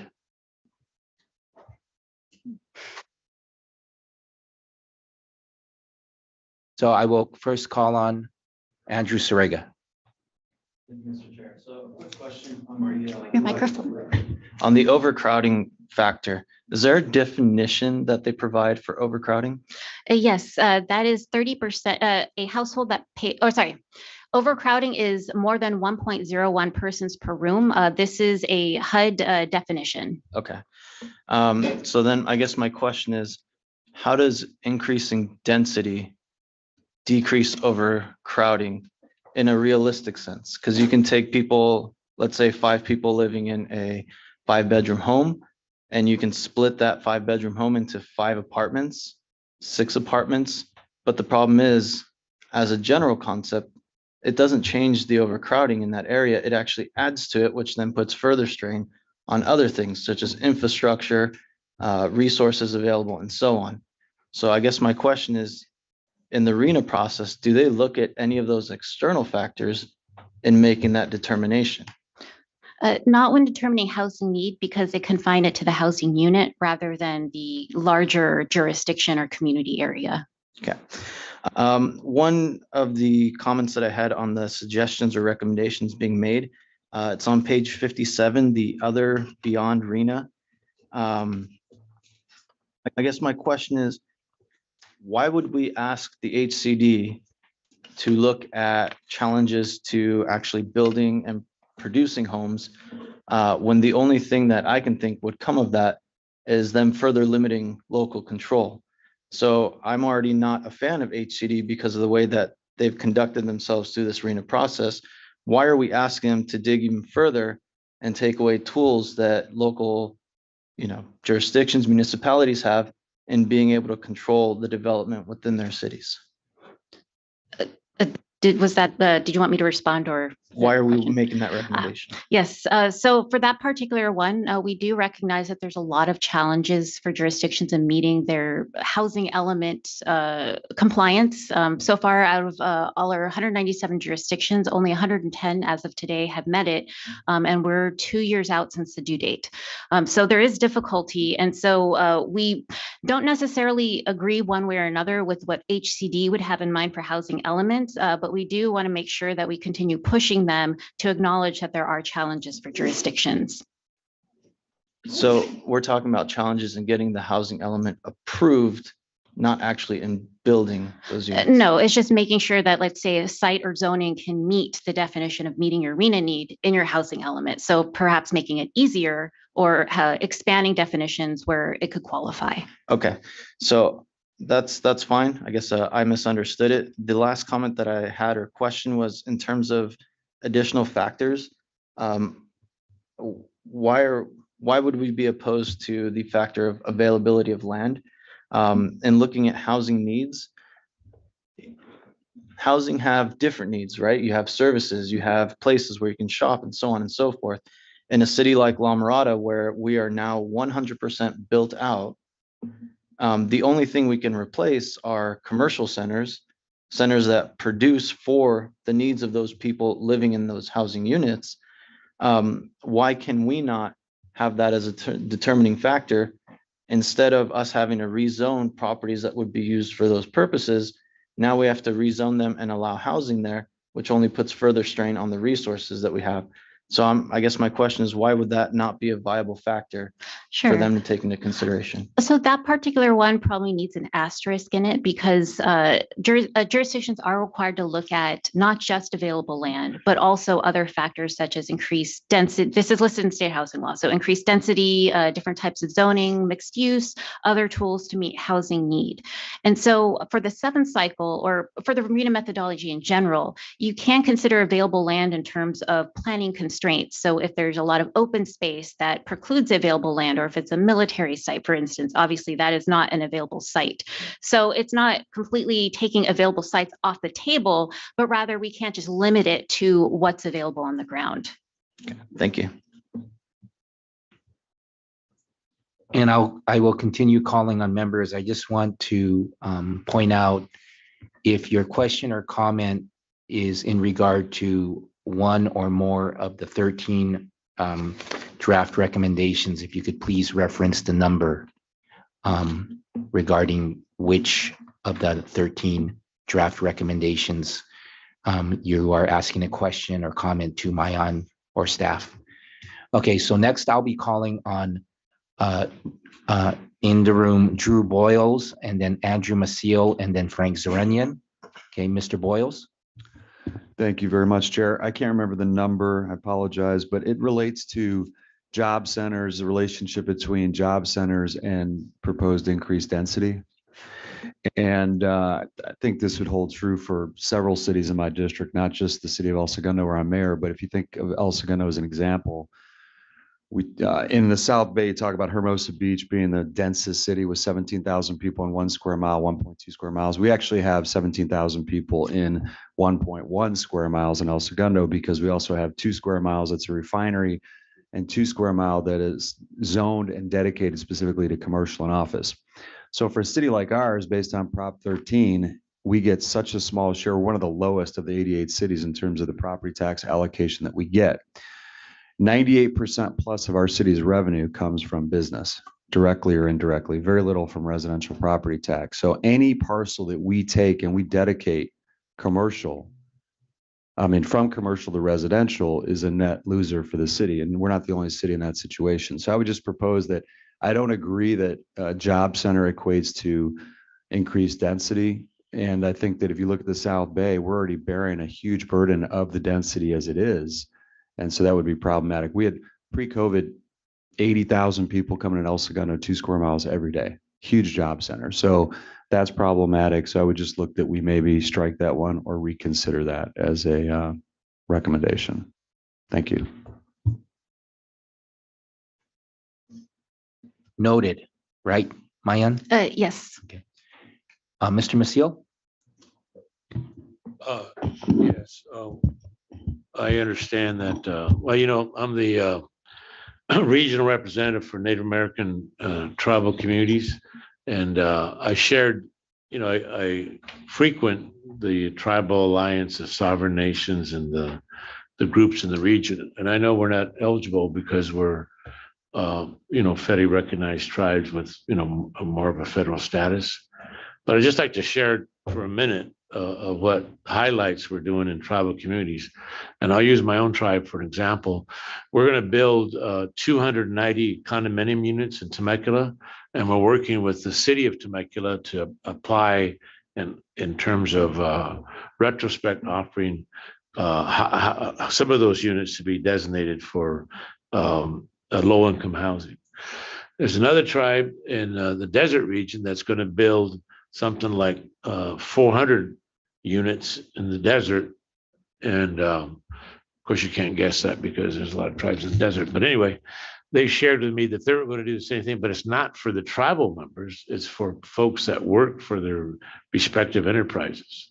So I just want to share that though we're not part of this situation, tribes are actively and aggressively addressing housing, the needs, and so on and so forth. That's all I have to say. Thank you, Mr. Maciel. I'll be calling on Frank Seranian, and then Tanya Doby, and then Gary Boyer, and then John Marish. Okay, Mr. Seranian. Thank you, Mr. Chair. And my comments will relate to the legislative recommendations specifically. The HCD is an executive branch entity, is it not? I believe so, yes. And therefore, it's a regulatory agency, not an agency that makes laws. I have been a regulator in the state. I was appointed under the Schwarzenegger administration, so I know how regulatory agencies work. The flaw that I see with our approach here is we're going to the regulatory agency when we know full well that it's the law that is troubled. It's not the regulation. For example, the power of HCD in the last cycle, without the law giving them certain parameters, was absolutely insane. And they had so much power that they put local jurisdictions in binds. And binds in a way that the developer remedy, for example, became an issue for some jurisdictions in the state that called me all over, saying that they were rejecting their plan based on some grammar issues and therefore delaying the process. And when the process was delayed, for example, the builder's remedy kicked in and they couldn't care less. So that's, to me, too much power. So that means that the law is flawed. We need to figure out how to approach our friends in the legislature to make sure that the HCD does not keep moving the goalposts, which it did in some of our jurisdictions, as to their respective housing plans. One of the reasons why we only have 108 jurisdictions, let's face it, we cannot put all the blame on our cities, but also HCD. In some instances, they didn't have the resources, and that may not be their fault. I get it, but that the burden becomes on us as cities. So we need to focus on, we need to engage our legislative caucus to tighten the law on making sure that the HCD has a very clear directive on how to look at housing elements and how to actually respond to cities. They should be actually co-partners, co-creators with us, not necessarily the power that brings the hammer on us. If they fail, in some instances they failed, we should have the ability to sue HCD. Because that's how accountability comes up. That's how you become accountable. The courts are there to do justice, and I don't think we get justice with this, because I remember very well at SCAG, the HCD person came to me and says, I don't care what you think. That's what she said. So this is it. This is what you're going to have. If you recall, our numbers did not match theirs, and we were arguing back and forth. And ultimately, it was shoved down our throats as to what the number was, and she couldn't care less because she felt she had the power. So we need to focus on legislation, and we need to focus on how we craft legislation to limit this awesome power that this regulatory agency has. I was on the medical board, so I know that the Medical Practice Act applied to us. And there was really a good set of laws that actually limited our ability to do regulation. And I think we should really go after the legislature. I mean, I don't mind for us to send these recommendations to the HCD, but you're barking up the wrong tree. We need to go to really the focus should be on the legislature and our 192 jurisdiction lawmakers in order to tighten up these laws in housing, because we all agree it's not about the housing part. I can tell you that when it comes to their power, they have it. Recently, my community went through a devastation, and the devastation, when we declared emergency, for example, you know what the state said? You're fine. We're not going to be involved. So when it comes to limiting us or pushing their laws on us, there's no problem. But when it comes us needing help, no, you're fine. The county is doing fine. You do your thing. So this is what I'm talking about. I think that we should really, really focus on the legislative part and work on with our caucus to make sure that these laws are tightened. And finally, also to focus on the affordability component, which no one is focusing. The numbers, I'm telling you, I've guaranteed here, and I stand by my guarantee a few years ago that we're not going to build 1.3 million or so numbers in this SCAG region. I stand by it, and you can look at the numbers. That's why I asked the prior question. And I'm sure there's public information somewhere, and you can provide it to us. That number is not going to be there. So at the end of the day, the affordability is the question. So we need to come up with solutions that the state pumps money into solutions like land trust or other ideas in order for affordability to occur. Just to simply say, build, build, build is not going to solve this problem. Thank you, Mr. Chair.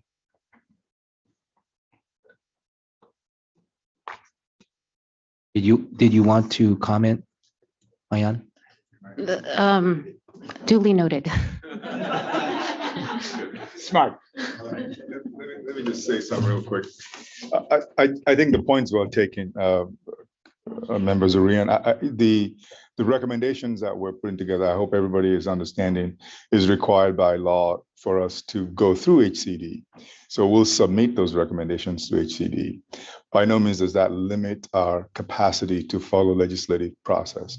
And it's the prerogative of the regional council, and starting with the LCMC, I think there was a discussion there yesterday on opportunities that we might have to create legislation that would hopefully then go through regional council. And the process is not as easy as it might sound, because we have to find somebody to author, we have to find supporters for whatever ideas we have, and it has to be something that acceptable statewide. So we will work that process to the extent that we find some consensus with the regional council on what particular piece of legislation the board members want to take forward. So I just want to make sure we clarify that. What we're doing here is required by AB 101. We need to submit something to HCD so they can submit it to the legislature. And the legislature, I can guarantee you, will author a number of bills anyway as a result of the recommendation, because the issue is statewide. But we want to make sure that as that process begins, that we put in specific legislation that affects our needs as well. Yes, thank you, Komi. And that's right. Mayan gave a RHNA reform presentation yesterday to our LCMC committee. You are right, Frank, that we need to address our concerns to our legislators. So you hit the nail on the head. Just to be clear, by the way, I never said not to send a letter. Komi, just to be clear, I never said not to send the letter. I was just clarifying for. Oh, no, absolutely. That I understand, it's the law. I get that. But our deal is with the legislature. Tanya Doby. Okay, first, I wholeheartedly agree. Where I come from, we say amen. All right, so Me I too. have, all right now, I have a couple of questions. I apologize. I don't have where I'm taking them from, but they should be pretty simple. My first one, it mentioned something about money being available to cities based on their building. And that was in one of the reforms that you were giving out. Will that be based on city size, or what do they factor that on? Is it the number equivalent to your size, or what is that based on? Currently, there isn't anything in state housing law, or HCD doesn't have a formula based on funding available based on your RHNA number. We're advocating for HCD to consider a RHNA allocation when determining a funding availability. So not necessarily building activity, but rather the RHNA assignment. Okay. Because I'm a small city and I usually get the short end of the stick when they start doing those formulas. So for housing element reform, would that be something like, and this is the stick in my cross, so I'm gonna bring it up everywhere, like an oversight for an agency like ALUC that has every opportunity? It sounds like they have the same power conformity that HCD has. Would that align at all? Because I realize that right now nobody looks into that, but it is absolutely something that is right now imminently threatening my certification. So is that something that would be considered in the reform? Yes, that could be considered in housing element reform. Does it have Outside to of be RHNA. specifically notated? Because I want to add a note if you have to name them. I could spell it. Yes, we are looking at ways to uplift housing element reform, so we can add that to the list of things we'd like to evaluate and explore. Because I keep talking about it. Okay. And then when taking all of the comments, I noticed, and it's like this across the board, I'm sure if y'all do surveys within your own cities, you don't get a whole lot of participation until after the fact. So when getting feedback, could we do something like maybe getting the notes from our city clerks, from our residents that have already come in and shared their thoughts with us? Would that be a consideration when doing, study sessions and surveys? And could that be considered a written comment? Yes, if those are shared with us, we definitely receive all comments that are submitted to us, verbal and written. Okay, is that something that we could ask for? Because I know my city clerk would send it to you. Sure. Okay. And then this is another newbie question, so y'all bear with me. I appreciate your patience. Is there any chance that at this point, our housing number could be reduced? Any chance at all? I don't know how appeals work. I don't know how the two people that got them, but I'm happy for them. But like you mentioned, what's in a city being considered, and I have a military base that takes up 2 square miles. I'm 2 square miles. My number is based on 4. I can only build on 2. So is there any? And I'm gonna sit here and pray until you answer me. And that's my last question. The short answer is no, you can't get your arena lowered right now. Those are flaws in the law. Real bad. Oh, let me turn that off. I'm sorry. Okay, Gary Boyer. Thanks, Chair. Well, I want to give another amen to Frank's comments. I think we probably all do. But I would like to clarify one thing. I know one of the things that we were most frustrated with, and so many of my colleagues as we talked about it, is as we have presented our housing elements and they got rejected by HCD, there was no clarity in exactly what the problems were.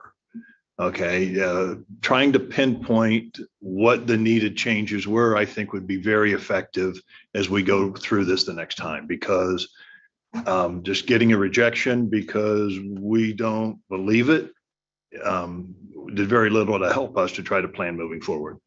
My other question on the legislative changes, item number 2, recommending the HCD be required to be more transparent with their information and methodology, as opposed to how the numbers were determined per region. I guess my question is there something that made us think that some regions were being favored in this process? I know most of us do think that somebody else got favorable attention in this process, but was there anything in particular that caused us to think that that is necessary, or is it just more of a good business practice? Well, it definitely is good business practice, but the findings of the audit did indicate that in certain instances, HCD accepted data from other COGs and didn't provide any extra review. They accepted it as is. And on our end, when we did the regional determination process, there were a lot of things they did not accept as is. So we just want to make sure that at least all the data assumptions, that there is a procedure that's codified. So at least we're all on the same page and we all know how our data is treated and how others' data is treated. So in the end, it's really good business practice, but we have found evidence where it may not be consistent. Yeah, appreciate it. That's it. Thank you. Thank you. John Mirisch. Thank you so much, Chair. I'll add my amen to Frank's comments. I want to thank staff for all their hard work, especially my own. This is not easy. Even though I'm Swedish, I do not want to be part of any Stockholm syndrome. And I think we need to speak plainly and tell the truth as it is.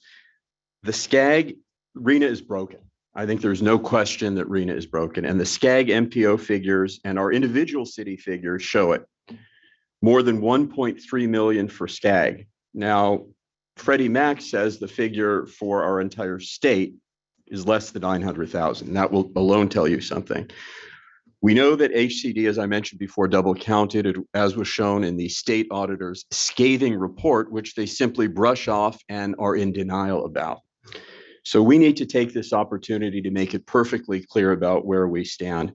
RHNA has become a punitive tool to attack local democracy and community decision-making for the benefit of the real estate industry and developers. It attempts to replace local democracy and community decision-making with greed. Outrageously, it does so using the housing affordability crisis as an alibi. The process does not lead to meaningful levels of affordable housing. That's not what the market does. This is reality, and so we should, as has been mentioned before, focus on finding funding for affordable housing itself. The process, however, does create massive levels of luxury and market rate housing. As Mayan mentioned, we exceeded in the SCAG region our market rate housing goals last cycle by 30%. So that's not the issue. The SCAG figures prove that. So this is about market fundamentalism and eliminating zoning, and that is not going to lead to these meaningful levels of affordable housing. Again, RHNA was meant as a planning tool, and it has been turned into a tool of the urban growth machine in an attempt to force density and unsustainable levels of growth, and that needs to change. It does not work, as the latest Department of Finance projections show, which Kevin can tell you about. He's a little bit more optimistic than they are. I think there are people who think that they're overly optimistic, which basically show that the state is going to lose 1.7 million residents by 2060. So this obsession with growth goes to show that people are actually fleeing density in many cases. They're voting with their feet, and we should stop trying then to force growth and instead, as other people here have remarked, focus on improving the lives of those who live here. Also, the process to discuss RHNA reform has itself been a farce, as we discussed at a previous meeting. And we need to make that clear too in the letter, in whatever letter we're going to send. We discussed before how HCD had an opaque, secretive, sneaky way of soliciting input, mainly from special interest groups funded by big tech, developers, the real estate industry, and the urban growth machine. No representatives from neighborhood groups, no representatives from tenant associations, no representatives from resident associations or other stakeholders. That is not right. And this is after HCD themselves had the chutzpah to criticize cities who all of us follow the Brown Act about not being inclusive in the planning process. Cities and our communities are not the enemy. And it's time for us to clearly and unambiguously push back against these false narratives in the letter. This is our opportunity. No nonsense, no BS, no Stockholm syndrome, and no game playing. We desperately do need RHNA reform, and we need it now. Real RHNA reform, a realistic RHNA, a non-punitive RHNA, a RHNA that puts our residents, not developers, not real estate speculators, but puts our residents first.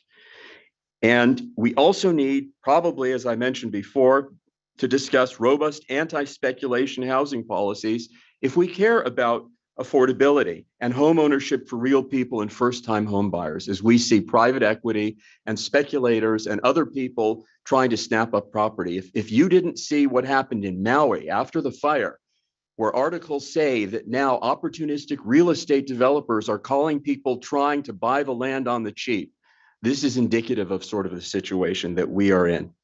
Anyway, I'm skeptical, as Frank mentioned, about anything HCD writes or produces. They've become a major part of the problem, and they've given regulatory capture a bad name.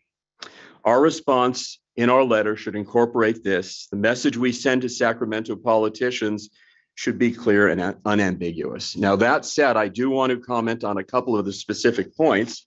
And one of them, when it comes to the legislative, I completely agree with Frank that we need to specifically say that new legislation to allow for accountability for HCD should allow for judicial appeal. We know there's the Irvine case where it specifically says cities cannot appeal. And as Frank said, we see what happens when that happens.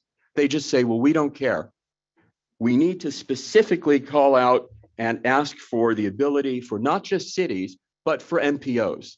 SCAG should have had the ability to sue HCD over that determination, because the 1.3 million figure, even by SCAG's own calculations, was grossly inflated. And very generously, SCAG came to 600 and then they came to 700. This is almost double that. So we need to have the ability to sue. We also need to ask specifically for legislation that will eliminate punitive measures. So for example, when HCD is not responsive or ticky-tacky responsive, that things like developers remedy or whatever you want to call it kick in. When cities are responsive in a good faith fashion, they should not be penalized. And I know there are other cities, not in our jurisdiction, like for example, Hayward, pulling out their hair, and they had a public letter about how they were responding to everything that HCD wanted. And nonetheless, they were not getting timely responses. There needs to be accountability. So I would do that. I would also add, when it comes to methodology, and I'm very glad that we do add remote work, and I have been pointing that out, and that's a part of it. but we also need to add people's housing preferences. Because it's one thing for HCD or developers to want to force us all to be renters or live in small to mid-sized apartments. That's clearly not what most people want. And some of the people are leaving the state, not just because of housing unaffordability, but because of the lifestyle they prefer. That must be taken into account, I would think. I agree with the comment from Andrew that we need to look at available land. We all know that people don't build in a vacuum.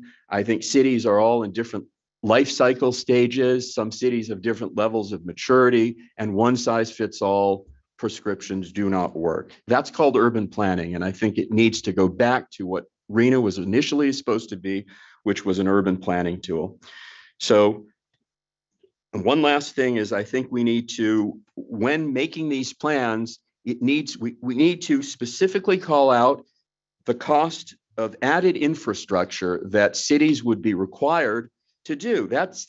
And we need to hold the state accountable for that as well, because otherwise it's an unfunded mandate.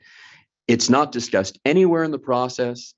It needs to be an integral part of the process so that HCD and the state and everybody knows what we're looking at here. And we should ask them to identify first where the money is coming from, instead of the state legislators adding in every single bill, this isn't an unfunded mandate because cities can raise taxes and fees. We all know that's not true. So we need to have that kind of level of accountability. So with that, I do feel I can support the suggestions, but I do think we need to add these elements in a letter and make it very, very clear, not whitewashing anything. And even if we go through HCD, it will be very clear this sends a message to our friends in Sacramento. Thank you again for all your hard work.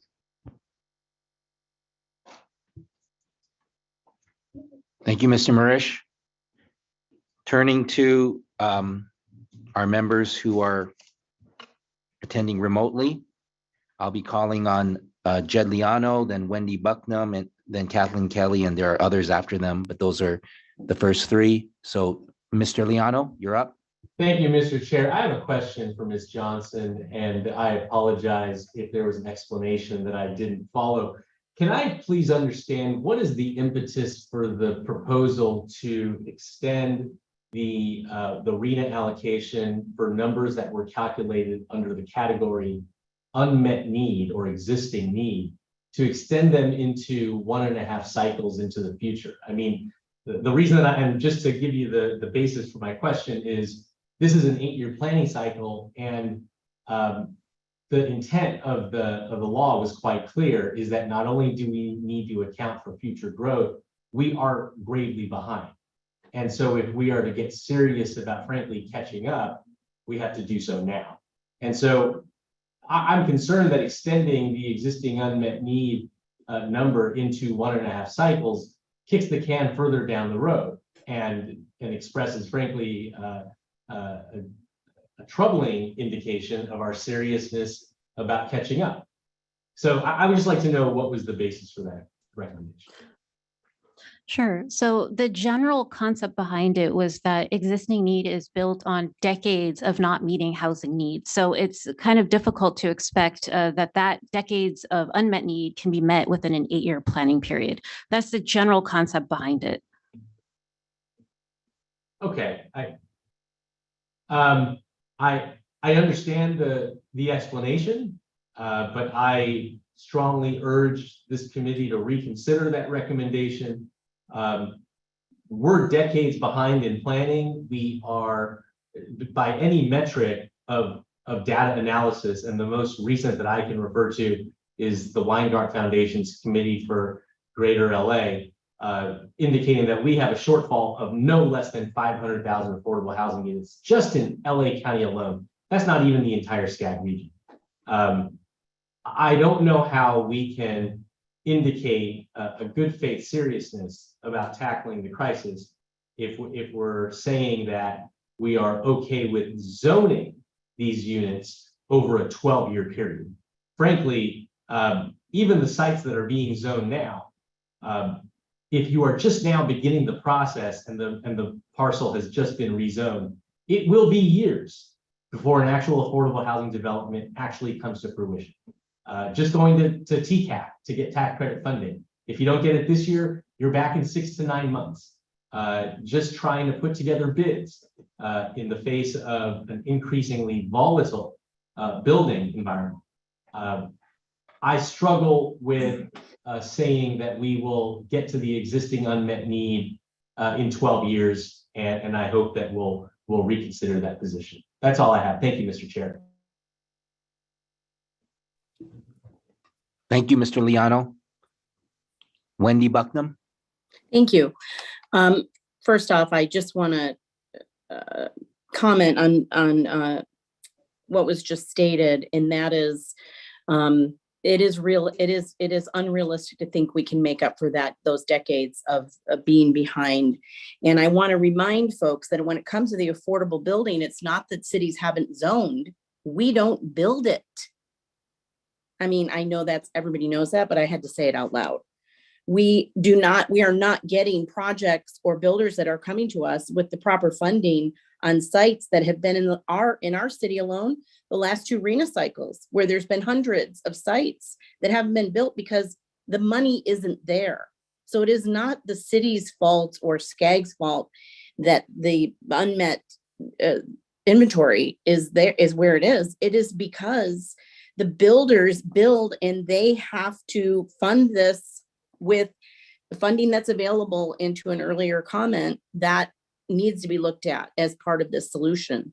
So with that, I'll also say that if we did to our builders in our city council meetings what HCD is doing to our city planning professionals, we would be getting the wrath of the state upon us. So just putting that in context as far as transparency, due process, understanding expectations of what we need to meet these processes.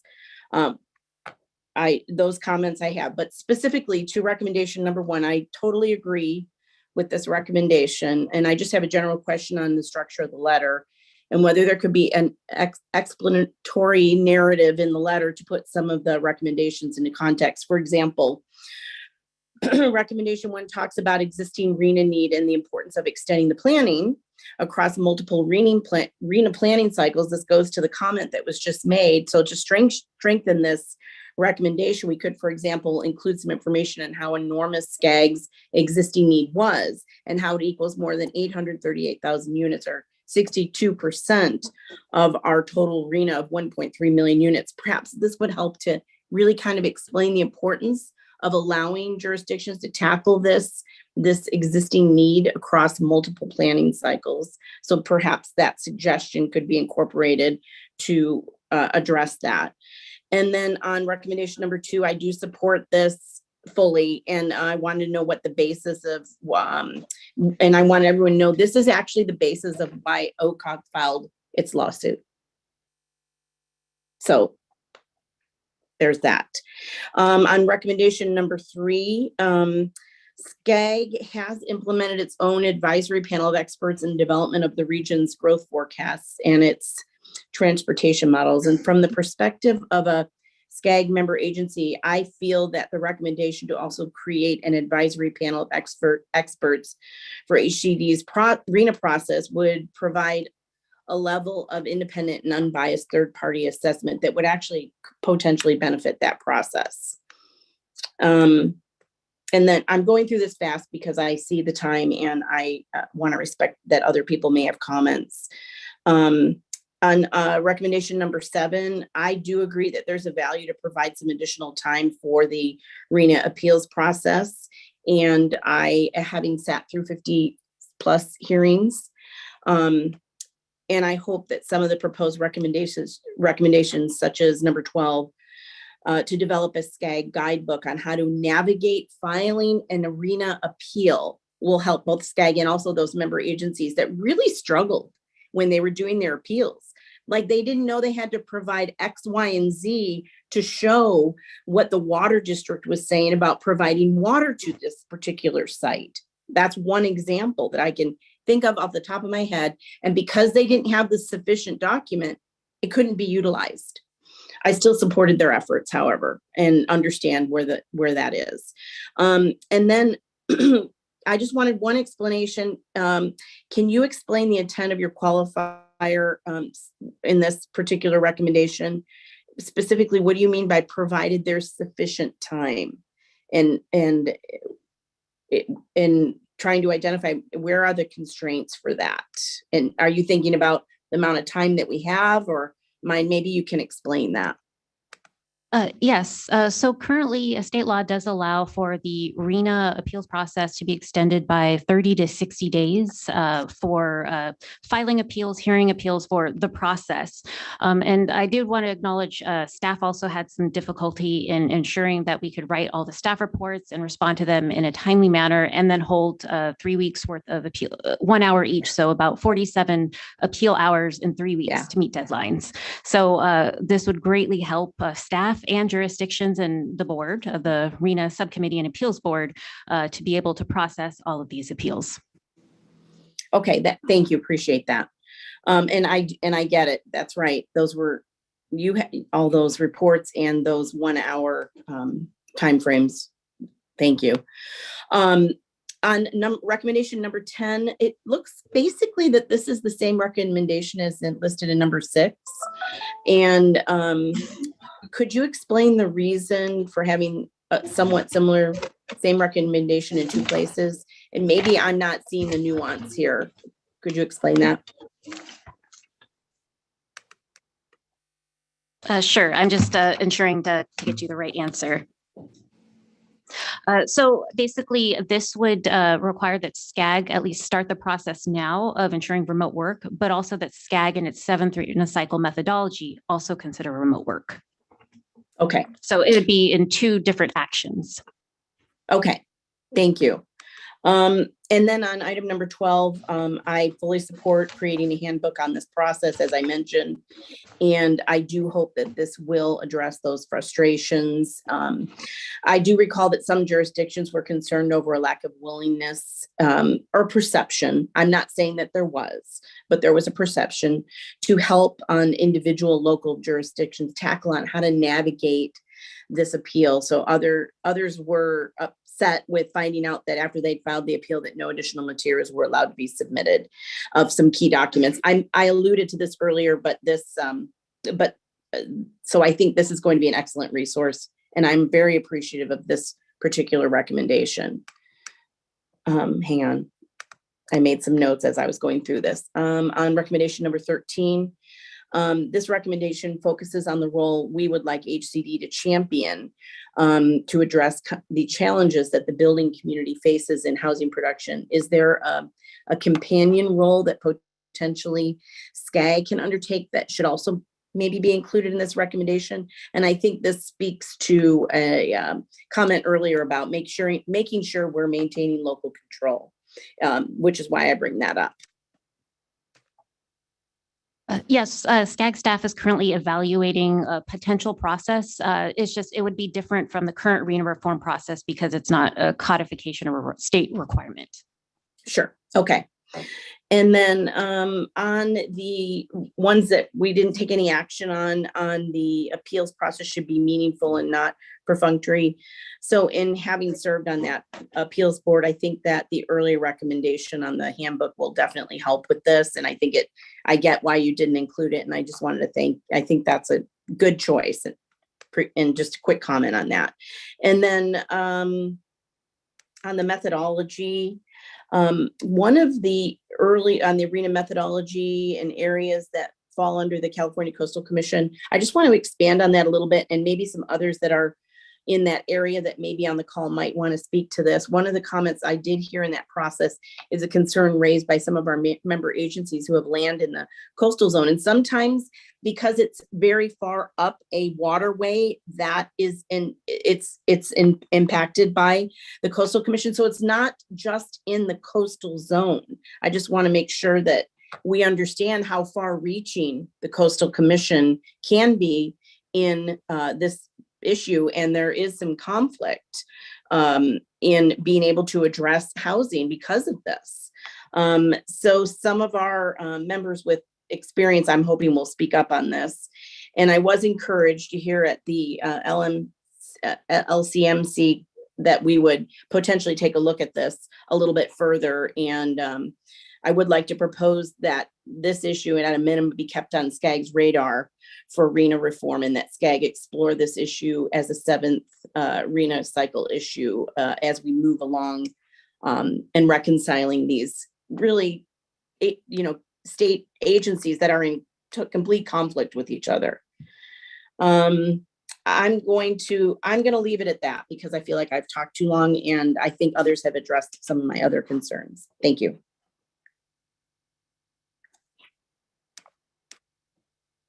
Thank you, Wendy. I'll be calling on Kathleen Kelly, Casey McKeon, and Joseph Morabito, and there are a few after that, but I wanted to give them the heads up. Kathleen Kelly. Good morning. Quickly, I think there is an opportunity to take account of both Jed's thoughts and Wendy's thoughts about the recommendation to end existing need over multiple cycles. The narrative in support of that recommendation can certainly affirm the intent of SCAG members to meet existing need, but explain that what's the tool which is needed to accomplish that is not a bigger hammer in RHNA, but the funding that Wendy described for existing approved projects.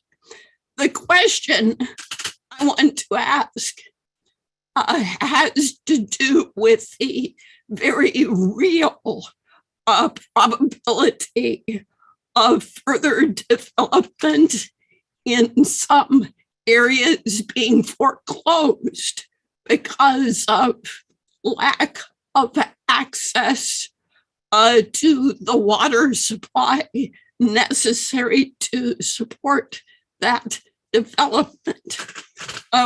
We've probably all seen news accounts of communities in Arizona that have frozen housing expansion. So on the one hand, it's tempting to defer that question to seventh cycle criteria. But by the time we're looking at seventh cycle criteria, this issue could be affecting the majority of the SCAG region. So is there a place to include that consideration in the HCD allocation? Were you thinking of something legislatively, or were you thinking of something that SCAG can facilitate with HCD? I leave that to you. That's my question. My question is, how can we elevate the importance of this issue as a potential constraint on further development in the entire SCAG region? Unfortunately, I don't have an answer for you right now, but this is something we definitely can evaluate because as we're developing, for example, our regional early action planning grant, we do have we're developing a call for projects based on housing supportive utilities. So structures, infrastructure, supporting utilities that support housing. And so as we see how that plays out and how we can identify needs from these projects throughout the region, I think there is some room there to tie it to the RHNA process. But for right now, I believe it's a little too early to tell how we can do that. So I acknowledge that could be an issue. So we will take that comment and see how it can fold in with our programs. Thank you, Kathleen. I'm calling on Casey McKeon. Yes, thank you, everybody, for your time and putting this report together. I just have a comment and then two questions. Amen to Mr. Marish, and I echo everything he said, and actually wholeheartedly agree with his added recommendations that I think are critical. My comment is that, this whole RHNA process is fraudulent, as detailed in the state auditor's report. And in my opinion, this is massive government overreach that strips away local control, violates private property rights, and is a gift to developers. And HCD is essentially an unelected judge and jury with no checks and balances that is punishing cities for the private sector not producing, which I don't believe can be legal. And my question is, why is this punitive RHNA process even relevant when, as mentioned before, the California Department of Finance just issued a report that California's population will remain stagnant and decline by the year 2060, and a net 871,000 people have left the state since 2020. And then lastly, why doesn't RHNA focus on providing housing in undeveloped areas where affordability is possible, instead of jurisdictions that are already 100% developed or near 100% developed, where those cities will now be decimated by strained infrastructure and resources and won't deliver affordable units?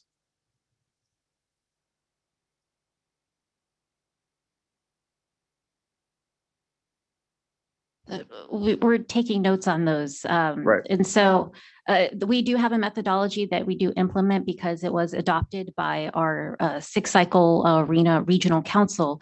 But it is something we can take those comments and evaluate them as part of the 7th cycle. And just one more piece, I am a real estate developer myself, and and I'm a council member in Huntington Beach, and I always say on the dais that in these 100% or near 100% developed cities, you have a 20% inclusionary affordability rate, right? But the other 80% of the units are now subsidizing those lower 20%.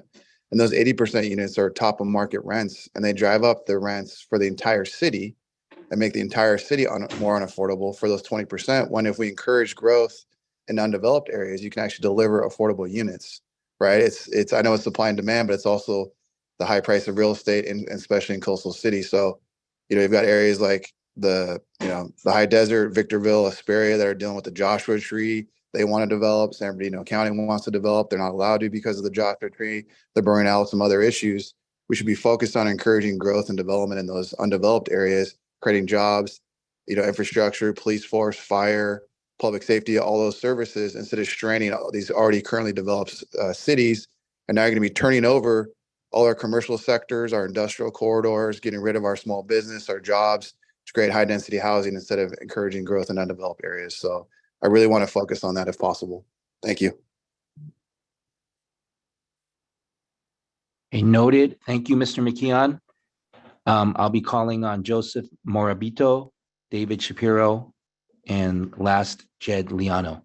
Mr. Morabito. All right, hi there. I apologize. I'm having technical difficulties. I can't get my camera to work, but I have a couple of comments, observations, and that's it. First, Mayan, appreciate the work that you've done on this. Wildemar is a city of 37,000 people. I chatted with my community development director earlier. We have a total of 2,715 total RHNA, but 1,250 of those are extremely low and very low income, with 0 to date total units that have been, pushed forward.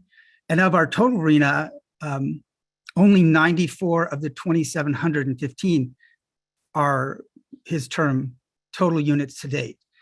So my concern is that at this point in time, with the exorbitant housing prices, coupled with the inflation of the last few years and wages that often don't keep up with for the working classes, individuals and families, I don't see how RHNA is actually accomplishing anything of note, and calling it affordable housing is borderline insulting. That's my comments.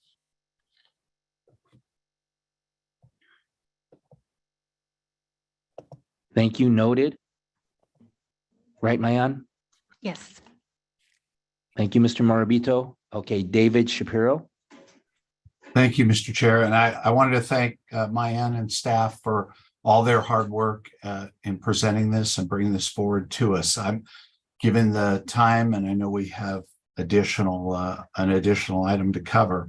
I'm going to jump through this and say, generally, I am supportive of the comments and staff's response for the letters.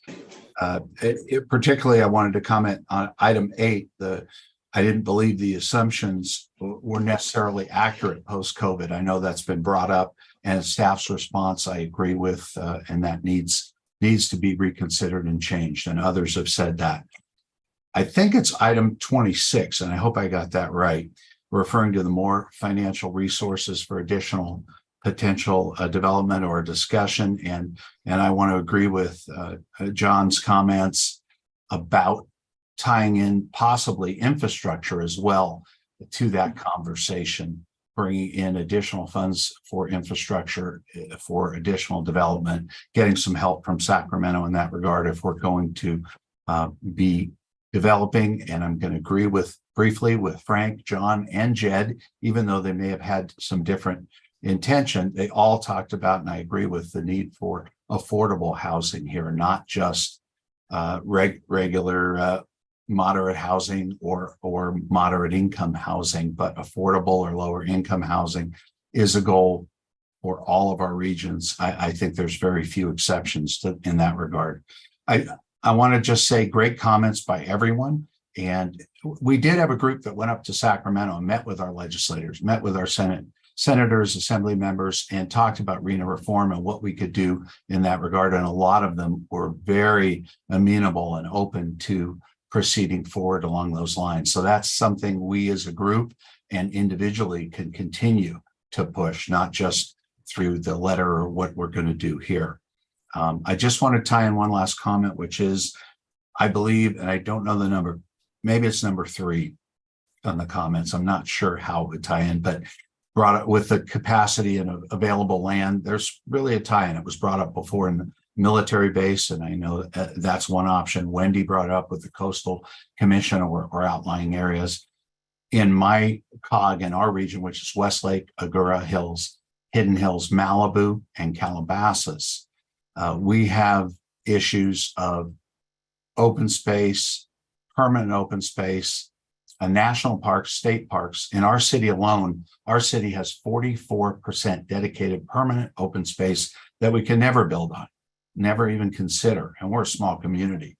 So that really does need to be a consideration, I believe, along with something that isn't recognized here, although I know it's recognized in Sacramento and there are bills pending on it, or legislation potentially of wildfire zones. And that's just not our district. It's certainly all the way down the coast. It's everywhere now. And Frank certainly went through the tragic circumstances of landslides in his city recently, but that may be on the heels of wildfires as well. So I just think those are factors that should be considered and not ignored, because other than building straight up, that doesn't give certain jurisdictions an option. And thank you again. Appreciate it. Noted. Thank you, Mr. Shapiro. Jed Liano. Sorry, that's a mistake. My hand's not raised. Thank you, Jed. Okay. Don Caskey. Thank you, Mr. Chair. I too want to thank the staff for all that hard work. It's a lot, and as it was pointed out, we're doing it because we've not only been requested, but we're required to do this. But that said, I kind of feel like it's much ado about process. And what's really been talked about here, where we need to pick up the gauntlet, SCAG needs to pick up the gauntlet, or really revolve around Frank's comments, John's comments, and then a lot more people echoing in. I'm an urban planner. I'm an architect. This is what I've done my whole career. Big projects, huge projects. And I'm looking at this, and I look at item number 13, which kind of hints to the fact that maybe it would be good to understand how all of this really works in the real world, because I don't sense that. There was a comment made earlier that all we need to do is just create more density. Let's just get more more units out there and the prices will come down. That's not the way it works. Okay, I've been doing it all my life. It works on the basis of what is the land cost? What is the cost of construction? And it works that developers are business people and their driver is to make money. And so they're not necessarily, I'm sure there are some groups that definitely would love to see more balance in terms of income groups and all the rest of that. But the way it really works, it was actually pointed out, if they can create 70 units an acre and sell them all at market rate, that's what they're going to do, unless they're required to do something else. And we have incentives to do those things, but they don't work. And I think it's very aptly pointed out that we have a state agency which is regulatory and doesn't care and is quite frankly trying to take away local control. So I'm looking at this and I'm saying, this doesn't foot to me as a business person. I'm looking at this and saying, this, no wonder we're not either meeting up with the requirements that that everyone wants to equally spread across the area. It costs different amounts of money to develop in a redevelopment scheme or on land that costs a whole lot more. And I just don't see that being, we're SCAG that. Why aren't we going to the legislature and saying, put some people in charge of this thing that aren't just developers who want, free land and as much money as they can possibly get. Let's solve the problem. And RHNA is not solving the problem at all. So kudos to which you're putting out there in terms of some minor changes that makes it a little easier for one jurisdiction or another, but that doesn't solve the problem at all. That's my comment. Thank you, Mr. Caskey. Noted. John Mirisch. Just very briefly, I wanted to comment on Jed's point. Jed and I both serve on the La Casa board, which is the LA County Affordable Housing Solutions Agency. We both agree there is an urgency when it comes to specifically affordable housing, and there should be a focus on that. Personally, I think it is less about zoning itself or not about zoning, and it's about funding, because we heard the market does a lot of things very well, but creating meaningful levels of affordability is not one of them. So if we can get funding, if we can figure out a way to get funding from the state or however, that's one of the challenges of our agency. I agree with Jed. We should figure out ways to accelerate the kind of housing that we actually need. That said, we shouldn't be giving advantages or free stuff to developers for development of market rate housing or luxury housing in the thought that it will somehow trickle down. Let's focus on affordable housing itself. And I do think that this is a funding question, and we really should be all pushing for the state to put their money where their mouth is. Thank you. Thank you, Keith Ike. Thank you. I'm supportive of everything staff has written up here. I just want to remind us all that the letter that we are required to do is only about reform efforts restricted to the certain government code, which covers the RHNA regional determination, COG methodology, appeals process, and adoption of the final RHNA plan. I think it is absolutely imperative, though, that we allude to broader housing cycle changes are requested, and we would like to participate in those, and we want to have a voice in those, and we want to see those happen. So I think that needs to be in this letter, even though it's sort of not part of what we're supposed to do today. I do think that we should also make sure that we have many SCAG programs to go after, talking to the legislative branch and all these other things. But I think the point of the agenda item today is staff did a great job. Thank you. On sort of the letter of what we're supposed to deliver today. But I think that alluding to the future thing needs to be incorporated. Frank Zaranian. I simply want to, for the record, say, I simply want to say for the record, and it's important, we have a lot of partners at SCAG also who are very scrupulous developers. I don't want to put this on all developers. And to Don's point, This is about developers are made to make money, and that there's no shame in that. That's their motivation. The problem is we don't use the proper motivation and find the responsibility on us, on government, to actually incentivize and monetize our side of the equation of what we want or what we want to facilitate. And when you start putting the burden on another entity that is not motivated by that, that's the problem.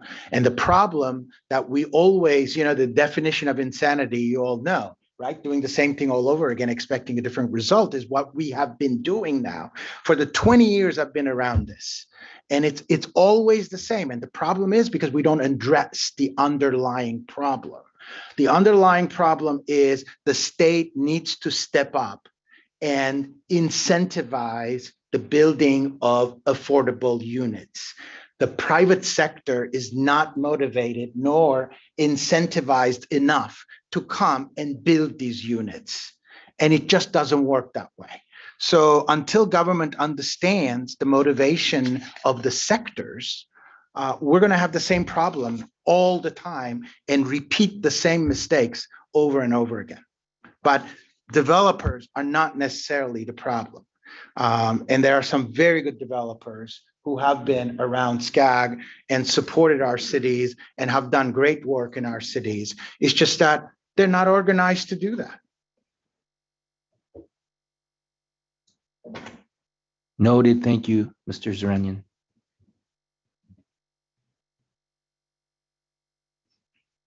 Okay.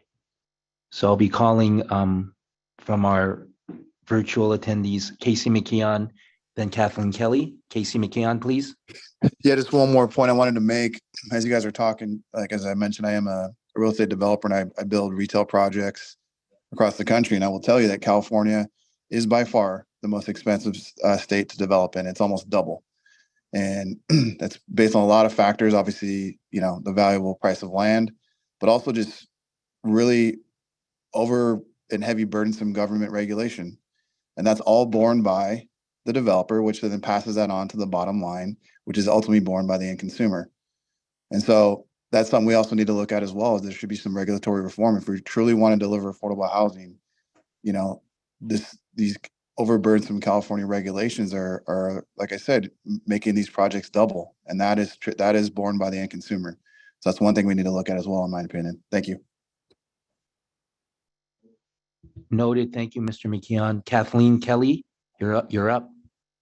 I would like to move the specific action recommended by staff, which was presented on one of the slides, with the added encouragement for staff to include the perspectives shared here in the cover letter.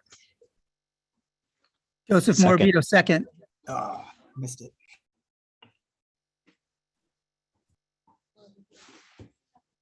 I have a motion by Kelly and I heard a second by Morabito. Yes. Second by Joseph Morbido. Yeah, let's have a point of clarification here. What happens to all of the comments that were made? Thank you. And Ms. Kelly did mention that in her motion. First, I want to say that there is going to be a letter. Correct, Mayan? There's not going to be a cover letter and an attachment because Ms. Kelly referenced the cover letter. Is it correct? There's going to be a letter. Yes, there will be a letter that's the basis of that letter will be the approved recommendations. Okay. So just generally, I just want to point out that this is an action item and we will be voting on it. And let's hear from Mr. Ajise. Mr. Chair, the way I understood the motion, I think includes all the conversation you all just had. And so we'll structure the letter in a way where we can carry that forward. Great. Now, like Member Ike said, we're our recommendations for the RHNA reform is focused on the RHNA reform. So we will definitely be able to state that. But that doesn't mean we couldn't talk about the other things that we feel are. So we'll figure a way to state all of that in the attachment to the letter. John Mirish? I think that's great. I just want to make sure that Frank Zarunian had made a specific point, and that I believe should be the way that we're doing bullet points. That should be a separate bullet point. Yes, everything else we discussed, the overall, but I think Frank's point about accountability for HCD and the ability of MPOs or cities to have the ability to challenge it in court is an important legislative addition that I'm not sure if the person who made the motion and seconded it agreed with, but I would love for that to be clarified and to be included. And if it's not, I would be willing to make a substitute motion, but I hope it is included. Thank you. It's included. Great. So as a bullet. Great. Thank you. Thank you. Thank you very much, Kathleen. Drew Boyles. Just one clarification, Chair. I asked for item 15. I didn't know the number at the time, a recommendation 15 to be strike that one. That relates to a relationship between jobs and housing. So I just want to make sure that everyone's clear on that, because that was one of the recommendations that was made.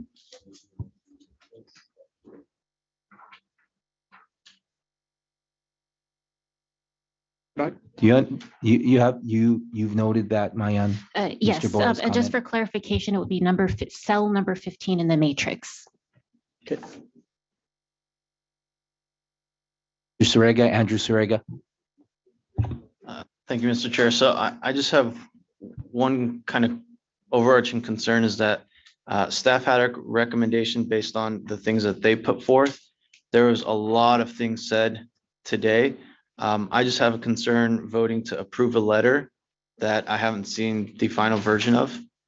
So that's kind of my issue right now. Is there any way we can get a final version before we take action, or is there a time issue, which is, I'm assuming, why we're having a special meeting in August? That's correct. Comments are due to HCD by September 15th. May I just volunteer? This will next go to regional council. Many of us are members of regional council. So that's where we will have the opportunity to follow up and be assured that this discussion is reflected. Mayan, will this item, including the letter, be on the agenda for the joint policy committee meeting that happens before the regional council meeting? It's not anticipated to be on that agenda, not on the JPC. So it's only going to be on the regional council meeting? Yes. John Mirish? I have a suggestion. Maybe you can send out a copy to the members here. And, you know, if someone, for example, Andrew, feels that something was missing, there's the ability to dialogue with staff before it actually goes to regional council, just to make sure it covers all of it. I think that would perhaps address that. I also did want to say, to Drew's point, I think I understand his situation. There are other situations where there may be municipalities that are adding significant levels of jobs that should have to plan. So there should be some nuance in that. You're talking about a static situation now where you don't want to be penalized, and you shouldn't. But we also do want to deal with cities that may be adding massive levels of jobs that should be planning, because there is that connection. So that's just a bit of nuance. But other than that, I would suggest that perhaps if the letter can be sent to us and people can look at it, I get it. You're not going to be able to get everyone, you know, people wordsmithing and that sort of thing. I think the concern and the motion by also Kathleen's point that she's on regional council, I think she's going to be an advocate for it to make sure it's reflective. Just there's the time element, but maybe that can be done. Thank you. I just wanted to address that really quick. Jeff Elder, acting chief counsel. The problem with receiving comments and starting a dialogue about the letter would be a potential Brown Act violation. You certainly could send your thoughts to staff, but we can't have an open dialogue or a kind of chain meeting situation. So just Would that preclude staff from sharing it with us and then having people individually, as you say, communicate their thoughts rather than?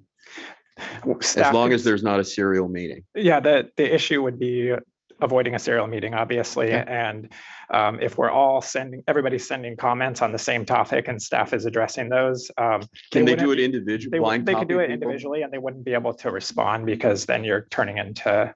Can you do it blind copying people individually and then having them individually respond as opposed to copying everybody at once? Doesn't blind copy solve that issue? If they start responding to individual members, Thank you. Given the time, I have consulted with committee counsel and I'm asking committee counsel that when the agenda packet is posted for the September 7 Regional Council meeting, can SCAG staff please email notice of the agenda packet to the CEHD committee members, including a link to the agenda packet? And what that means is the day the agenda packet comes out, the letter will be in that agenda packet for the public to review, including members of this committee. So we have a motion and a second on the table. We have a motion from Ms. Kelly and a second from Mr. Morabito.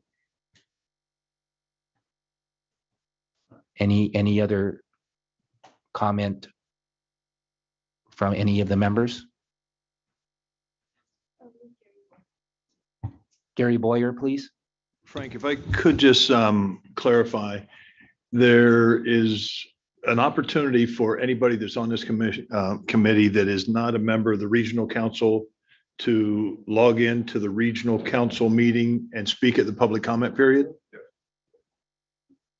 That would be correct. So that might be a good idea to try to emphasize some of the issues that were brought up today. Yes, and staff is confirming Mr. Boyer's point, right? All right. Thank you for bringing that up. Madam Clerk, let's do a roll call vote, please. Ashley Aiken. Cindy Allen. Aye. Valeria Mesqua. Aye. Gary Boyer. Yes. Drew Boyle. Yes. Wendy Bucknam. Yes. Don Caskey. Yes. Tanya Doby. Yes. Deborah Dorsporada. Keith Ike. Yes. Bob Engler. Yes. Rosa Espinosa. Aye. Wayman Furman. Aye. Margaret Finley. John Gabbard. Yes. Marshall Goodman. Aye. Mark Henderson. Yes. Cecilia Hupp. Yes. Linda Johnson. Aye. Kathleen Kelly. Yes. Lauren Clayman. Yes. Matt Lavere. Yes. Jed Liano. With reservations noted on item 3, I vote yes. Thank you. Addie Marshall. Yes. Andrew Maciel. Casey McKeon. Yes. John Mirish. Yes. Joseph Morabito. Yes. George Nava. Yes. Maricela Nava. Yes. Ariel Pay. Yes. Gabriel Reyes. Rocky Rhodes. Yes. Sylvia Robles. Celeste Rodriguez. Yes. Sunny Santinez. Yes. Andrew Sorega. David Shapiro. Yes. Becky Shevlin. Yes. Mary Solorio. Helen Tran, Yes. Mark Warnick, Aquanetta Warren, Tony Wu, Yes. Frank Yokoyama, Yes. Frank Zarunian. Yes. Mr. Chair, the motion for item number 2 passes with 37 votes yes, 0 votes no, and 0 abstentions.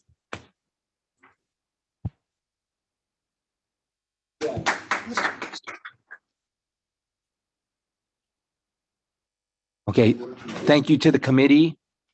Moving on in the agenda, I am please asking Ms. Macias to email the committee members the chair's report and the staff report. So please look to your emails later today for the information from the chair's report and the staff report.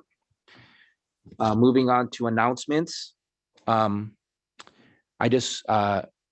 vice chair, David Shapiro, and I want to thank the members for attending this special CEHD committee meeting. We will be taking now a 5-minute break.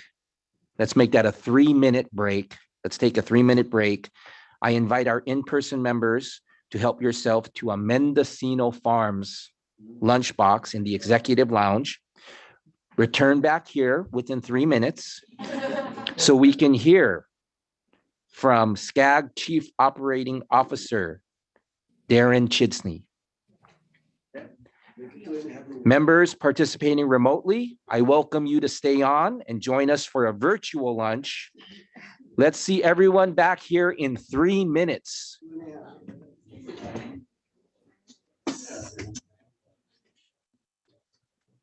And just so you know, President Brown has his hands up, perhaps when we come back.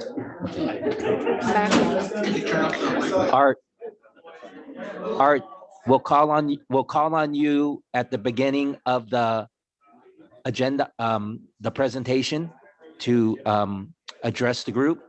Does that sound good, Art? Art, can you hear me? Yes, I got that. Thank you. Okay, we'll call on you. I will call on you when we start up the meeting, okay? To Okay, address for your comments and to address the members. Okay? Thank you. Thank you.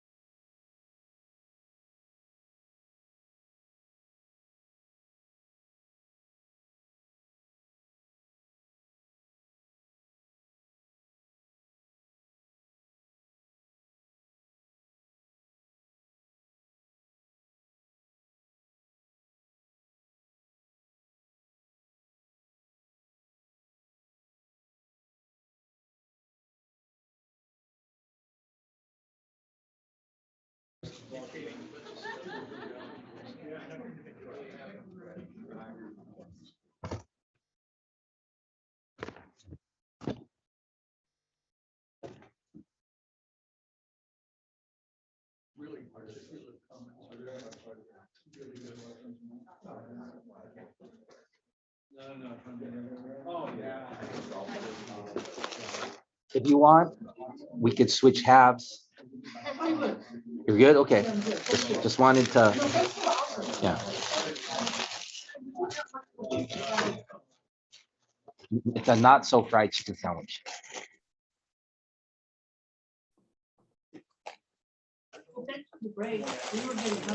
Yeah. Good job, Frank. Good job. Thank you. Sonny and I were getting so hungry. I know. Are we ready to continue the meeting? Yeah, we can start off. Us members are back. It's been 5 minutes, so I think we're ready.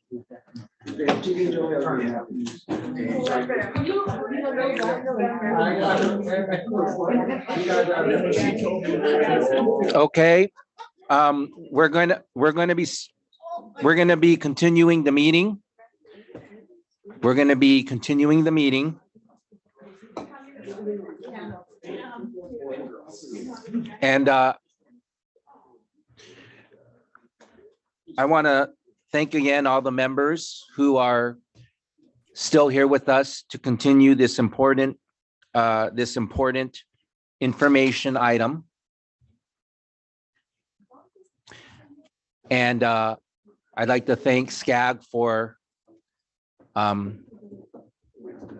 this nice lunch as we continue the meeting. And I'm sad for Darren because he doesn't get to eat lunch during the presentation. SCAG staff, please make sure that a boxed lunch is saved for Darren, please. So before I turn it over to Darren, I'd like to call on and recognize SCAG President Art Brown. Mr. Brown, how are you? Very good. Thank you, Mr. Chair. I just wanted to thank the committee for doing this on a special meeting, getting this taken care of, and SCAG staff for the presentation today. This is not only of regional importance, it's statewide importance to get the RHNA process changed to better affect the cities. So again, thank you all for your attendance today and your thoughtful information and input. And I hope you have a good rest of the meeting. I have to go to work now, so thanks again for doing this, and I'll see you all in September at the meeting, the joint meeting. And thank you, President Brown, for joining us in our committee meeting today. Thank you. You have a good day. Okay, so this is an information item, 2023-2024 SCAG and CEHD overview. Do we have any members of the public who wish to speak on this item? Mr. Chair, I'm not seeing any members of the public either in person or on our platform via Zoom. So this is an information item. Given that we have some new members, I asked staff to put together a brief presentation for all of you. The presentation includes a SCAG 101, an overview of the agency. In addition, staff prepared a brief CEHD presentation, which highlights the focus areas for this committee. Please note that today is an overview of the committee. The committee look ahead will be coming to us in the next couple of months that will allow for a more in-depth overview of the specific items that will be coming to us. The goal for today was to have an opportunity for all of us to come together and to ensure that all members had a good overview of the organization and this policy committee. With that, I will hand it over to Chief Operating Officer Darren Chidsey and Elizabeth Carvajal, Deputy Director. Darren? Well, thank you, Chair. I appreciate the time today. I can tell you there's only one thing worse than talking when hungry. And that's talking to a room of hungry people. So I'm glad you're all eating and enjoying lunch. It all looks delicious. And I know that I'll have a sandwich waiting for me when this is over. But I want to thank the chair for putting this on the agenda. So each and every year, the executive committee gathers in a retreat session, usually at the end of June.